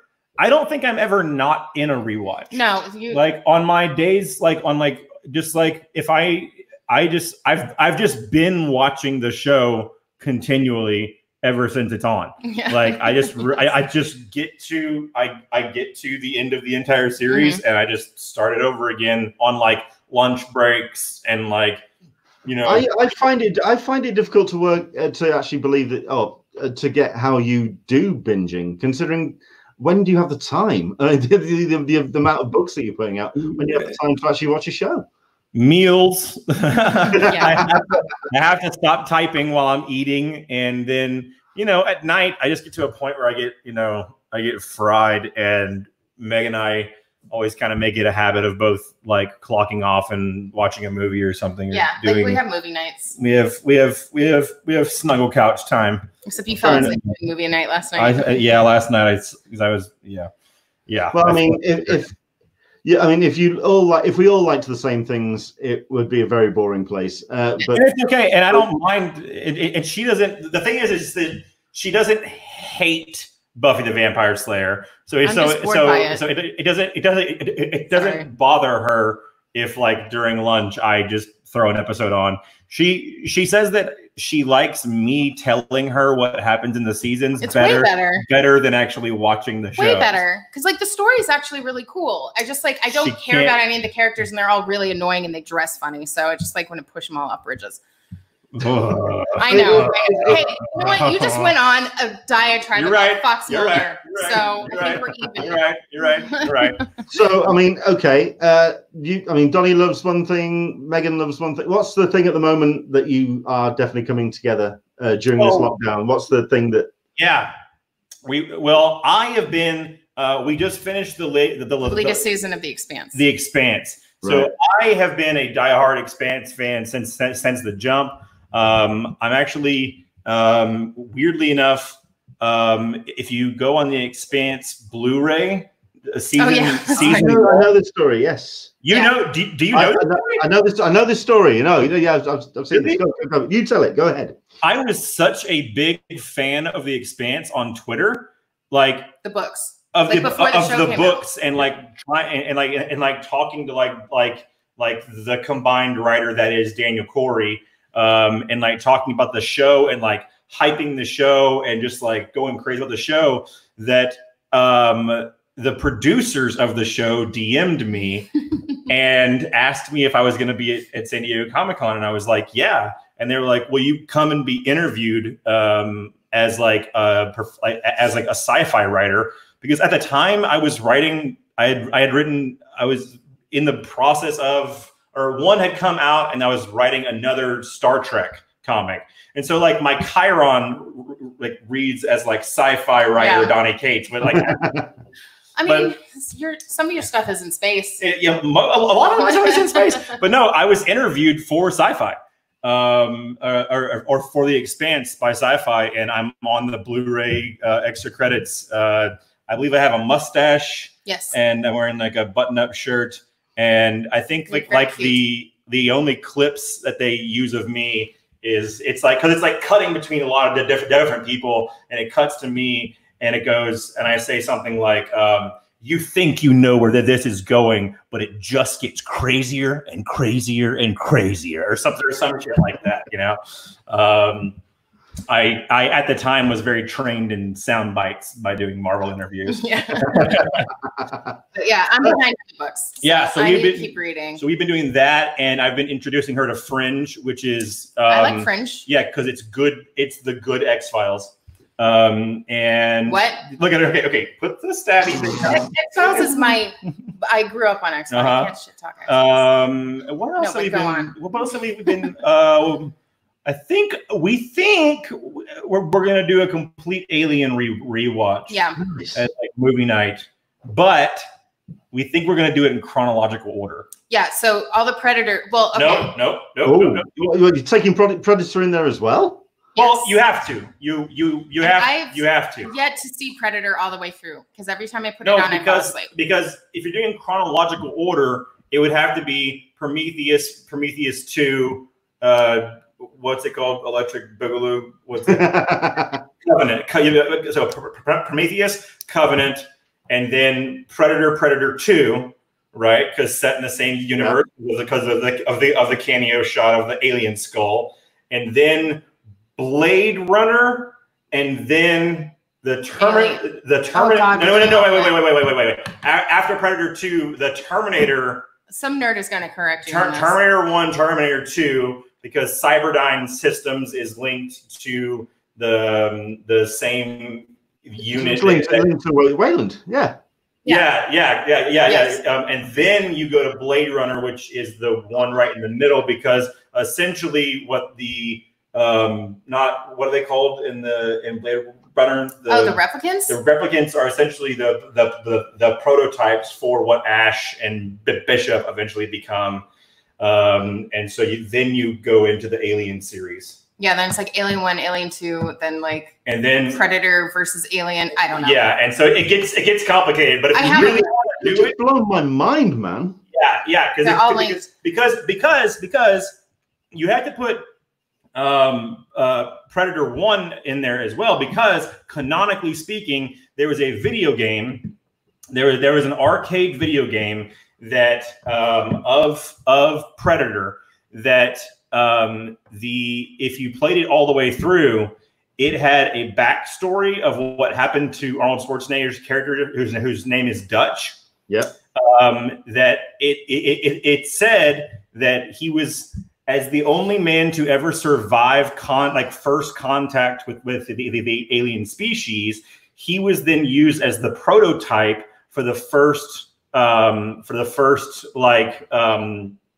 basically the Terminator. So that's why the Terminator looks like that and sounds like that, is because it was based on Dutch, the first man to ever conquer an alien species. See? Now you know. But that's only canonical through a video game. Not even a video game, a arcade console that you can't even find anywhere. But so if you really want to do the rewatch, you got to do it like that. Yeah, which we'll do, because Alien is my favorite movie of all time. It's dope. So we decided that we're just gonna. But if you there's inundate ourselves. Yeah, but there is a master list of all because Cyberdyne, if you look at little background shots and computer shots, but Wayland Yutani and Cyberdyne are connected in ways and everything, and Blade Runner certainly has a lot of. I haven't read up on that. Blade Runner.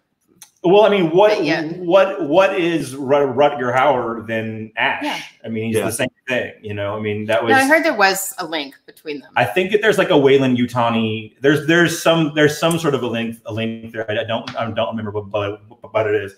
But I think we are going to do much nerd shit. the master list. Yeah. At some point. That is one of the most ambitious.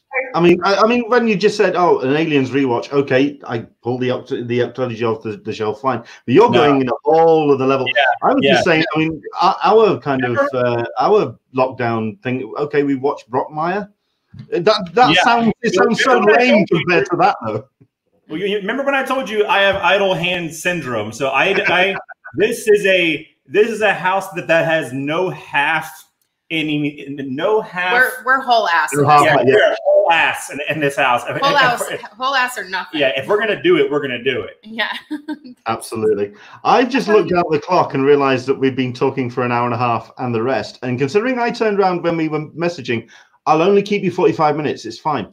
It's just great. It's fantastic to get the chance to talk to you and have a conversation. It's fantastic. Michael P., who, by the way, we've been doing this for 7 years now. The one thing is that which is a constant. He is the Expanse fan. Okay, it's the reason why I put up. He's the Expanse, but he turns around and says, "Donny, you and I were on the same sci-fi YouTube Expanse video."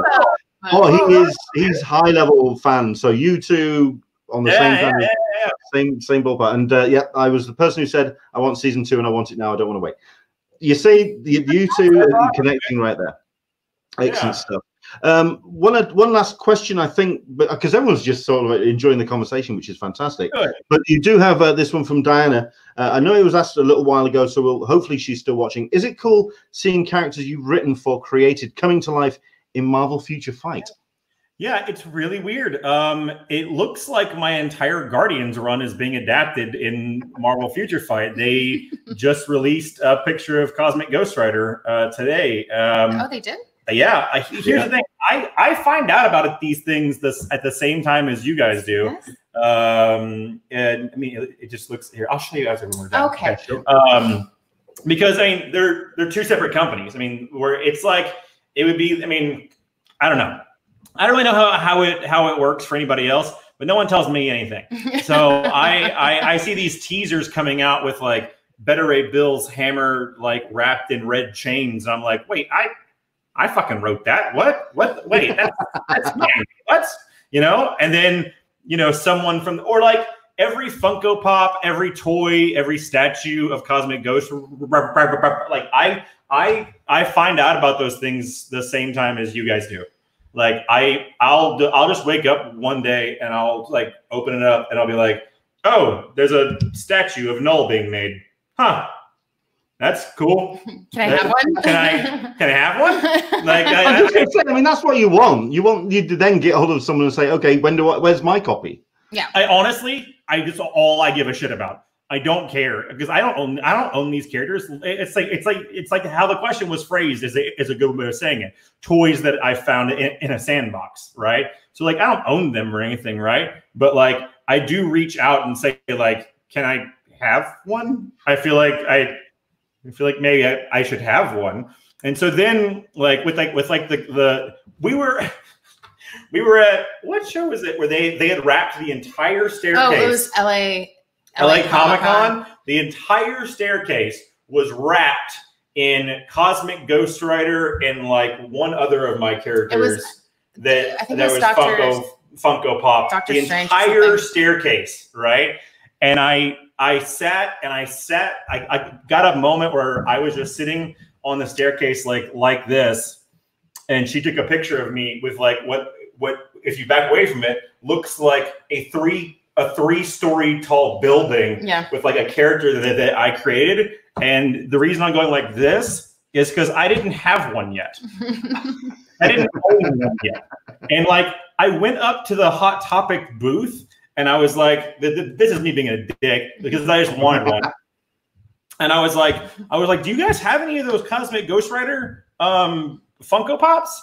And he was like, yeah. And I was like, oh, I created him. Could I get one? And he was like, sure, the line's over there. And I was like, he was not happy. I was like, the what now?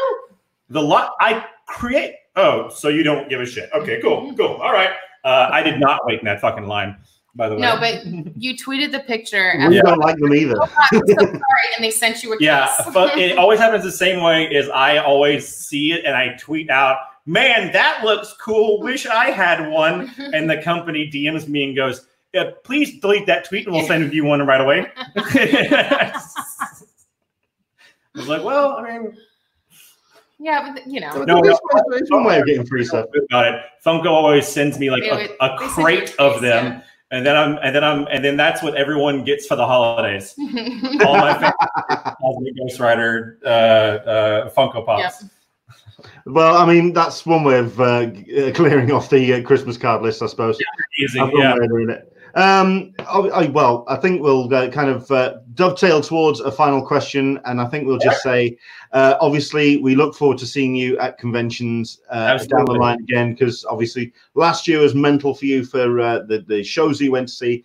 This year's just been heartbreaking for people who like the convention family that we form here on the show, that we want to go and see people like you at conventions again, and we're just waiting on when we can actually do that.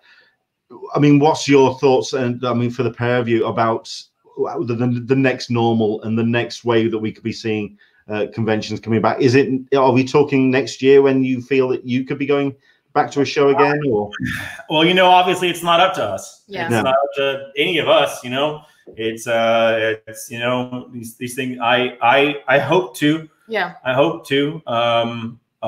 Especially since hopefully by next year we'll have like a 2-year-old, and it'll give me a really the math doesn't or work like that. Oh wait, no, or like a 1-year-old. No, if so we got pregnant, it takes 9 months, right? Yeah, right. yeah. So okay, Donny, they're not like xenomorphs, all right? They don't just. I look forward to hopefully being able to be like, hey babe, I'm sorry, I gotta go to this show to make money, so I gotta leave you with this screaming Thanks. alien. So like, I gotta go. You know, I have to go make money. I have to. I wish I could stay here with the baby, but that's what I'm looking forward to. Abandoning my child. Yes, that's what I'm looking forward to. No, hopefully we'll start. Okay, that's shows with the baby. Like, no, I'm totally kidding. We're gonna, as soon as that kid is like that, it is responsible of us to bring it to shows. I will have it strapped to my chest as I'm signing, and if it's asleep, I will tell everyone in line, shh, don't. I'll be like, thank you, thanks. Thank you, thanks. That's one way of getting a bit of quiet at the Marvel booth. Yeah. Well, no, we're also looking forward to the most is we're gonna cosplay that baby every day.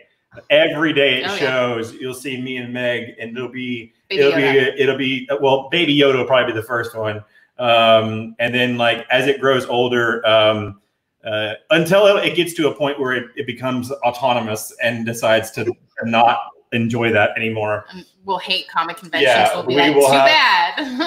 we will have a little dressed up, and I'm gonna like draw like tattoos all over it and stuff, and like, you know. Well, I mean, I missed a question early on. Actually, I'm trying to find it now about the art, dude. My art, the ink on your Let's just bring this full screen so people can see, because I mean, it's just I don't. What's the question? Well, I mean, number one, it's fantastic ink, and number two, have you got any plans to add to it? Oh yeah, I mean, I'm gonna be. I mean, if I was quarantined in a world where Ian Betterman, let me move this out of the way, that way. My artist Ian Betterman does all my work. We do a book called A Tomahawk together, and he does all of my sleeve work. And my sleeve work. That's a tomahawk. There's a tomahawk there. And so it's a collection of things from books that I've written. There's Cosmic Ghost Rider. Like this is which way do I turn? wait, there. Wait. Stop. So there's Valifax, right? Oh, nice. God Country. And then there's Cosmic Ghost Rider there. There's so it's almost like a document of the work that you've done. Yeah, a little bit. And I mean, I plan on, I have as soon as I had the chance, you can't really see it very well, but I have Excelsior in a Norse font that I got pretty soon after Stan passed away. The vultures for Redneck. This is a camelephant. It's a half camel, half elephant. You can't really. It's by one of my favorite Disney animators. But yeah, I mean, I definitely plan on, like, if people ever find this video 10 years in the future, they'll be like, "Oh my God, look at how many tattoos he didn't have." Yeah. Because I plan on filling out this entire sleeve, I'm getting the top of my hand done as soon as this quarantine is over. Gonna have my chest done. My entire chest will be done, and then probably going up a little bit on my throat as well. Whoa. So. But Ian Betterman, you can find him online at Wonky Tiger. Wonky Tiger. He's a local buddy of mine. Austin. He's one of our best friends, and his wife is actually one of my best friends, and she and I are in the ghost hunting group together. Yeah, and so her wife, or his wife, Ian's wife, Joanne, is the person who dyes and cuts my hair too. Yeah. So Ian's responsible for all my ink, and every time you've seen me out with like bleached blonde, like white hair, that's Joe. That's Joanne. And all the tools and razors and stuff that Meg used to cut my hair on Joe's live stream came from Joanne, our friend. So Joanne's obviously been retired because Megan is now very much no. stylist. No, absolutely not. Do you have I mean, like I say, you've got the space for it. I mean, the projects that's coming down the pipe, have you got any planned to go on the arm yet? Ooh, that I can talk about? If you want. No, I mean, I can't. I mean, look forward to an announcement and more information about what I'm doing with Dylan Burnett that might be tied to Ghost Fleet, or not Ghost Fleet, God Country. The thing that I'm doing with Dylan Burnett does absolutely have attachments to God Country, and it'll be available this June. And I know it doesn't make any sense because it hasn't shown up in any solicitations or been announced, and that's a weird way for a book to come out. But look forward to seeing that very soon. And then probably later this summer, we'll start announcing what image books I'm doing with Jeff Shaw and the image book that I'm doing with this beautiful girl. Yeah, we're planning like kind of August-ish time for announcing. Yeah. So, and then it'd be the summer that we would be getting these announcements and kind of finding out more about them at conventions. And we've kind of got that taken away from us. We're just going to have to, we have to wait. Yeah. But the nice thing is, by the time the conventions start up again and we can start going to them, we'll have books for people to buy and read. So many books. So yeah. So, you know. Well, we're looking forward to. I mean, we're looking forward to getting you back at shows, and looking forward to. I mean, we're all looking forward to getting back to shows. And I mean, I didn't want to finish on a downer because I was going to say it was a pleasure to have you come to the UK. I mean, we've no idea when kind of we're going to get international guests comfortable to come back over, but we hope that we can get you back. Absolutely. And you know, to end on a hopeful note, the answer is that we will. I mean, eventually it really will. This is gonna, you know, this too shall pass. You know, everything's gonna be okay. I mean, I was talking to somebody else the other day. When there were, bread lines during the Depression, there were still comic books on the stands, right? Like comics have survived, how many world wars and depressions and plagues and everything. We shall survive this too, and we will absolutely be back everywhere. It's everything's going to be okay. Yeah. I believe that truly in my heart, and I think it's getting better every day. Yeah. Excellent stuff. Yeah, there's words to live by. You're absolutely right. Thank you so much indeed, guys, for coming on and talking to us. It's been an absolute blast. Obviously you've got Advocates. That's on Saturday nights. For everyone to find out what's happening with you two, where's the best place for people to go? So Twitter, probably. I'm at BlackEM_art.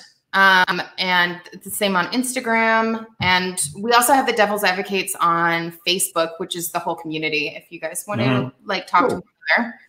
And then obviously I'm at Don Cates on Twitter. And I am not at Donny Cates on Twitter because some jerk won't let it go for some reason. And I'm at D Cates on Instagram, but I'm never really there. So. But when our podcast is coming out? Just check our Twitter. Yeah, check our Twitter. We'll post it. I'll post everything goes through there. Yeah. Well, I mean, certainly as well, I think people should also look for the hashtag do dope shit.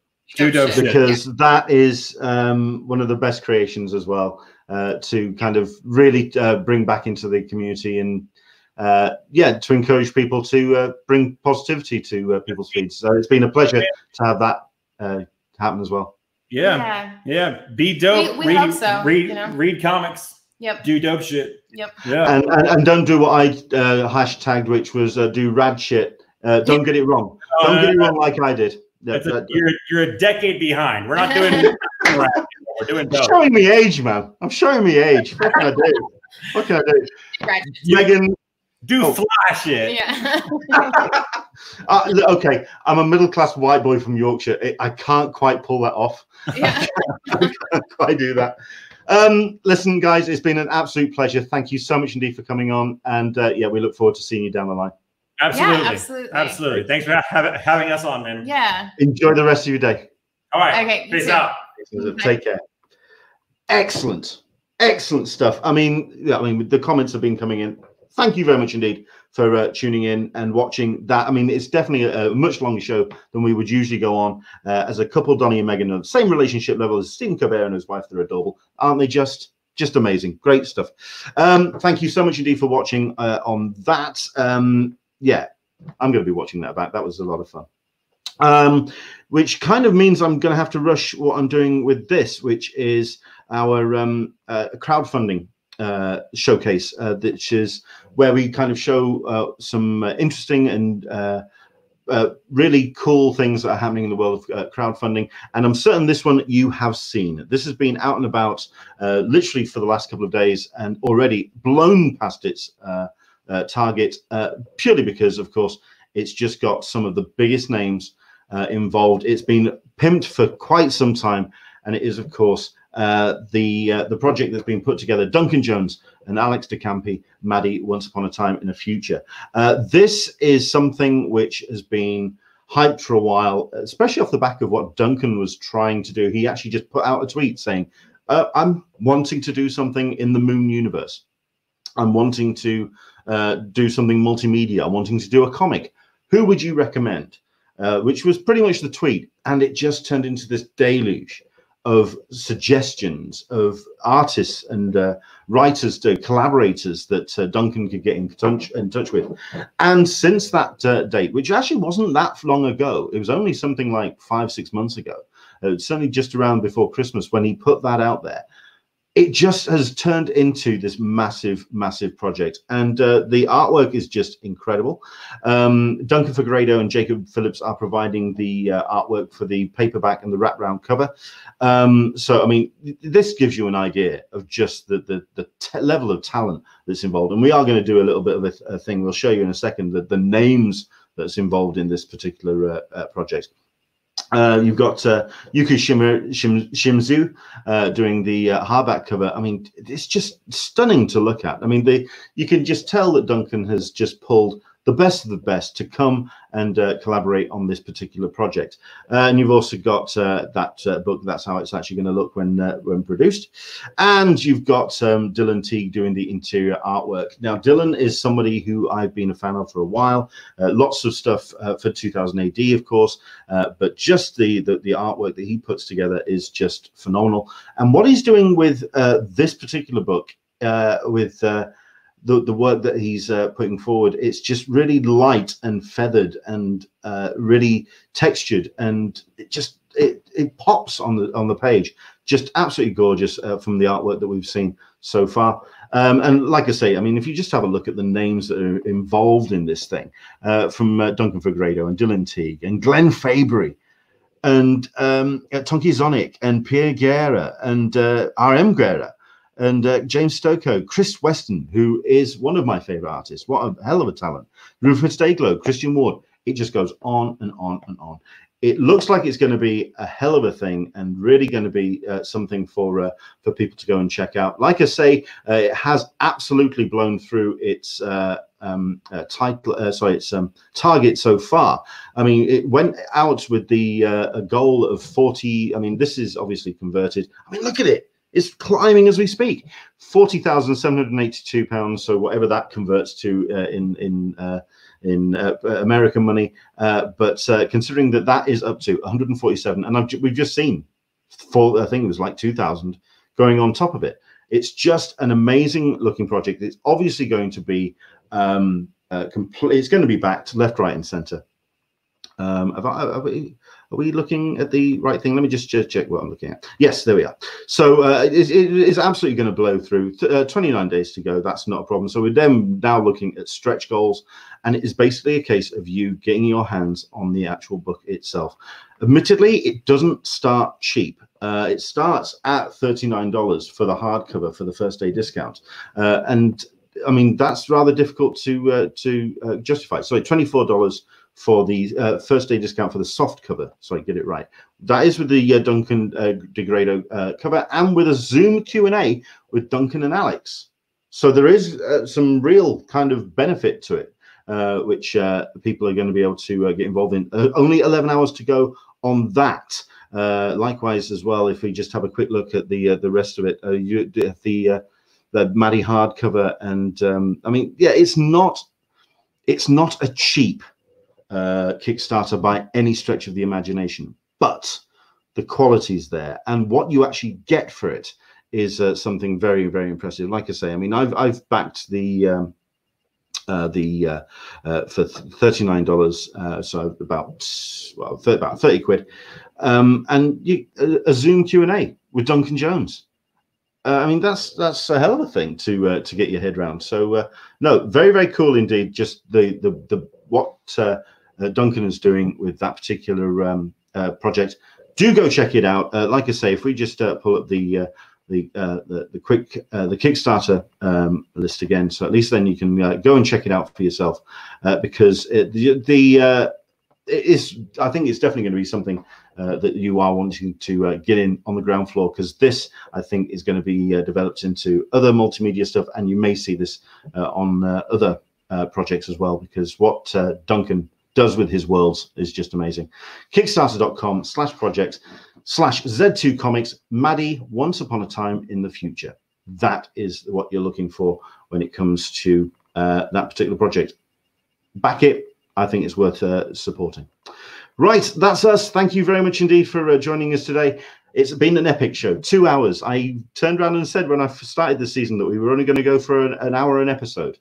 Come on, you can't, when you've got the opportunity to talk to Donny and Megan, you take it. And I wasn't going to shut up if they weren't going to shut up. We just carried on going.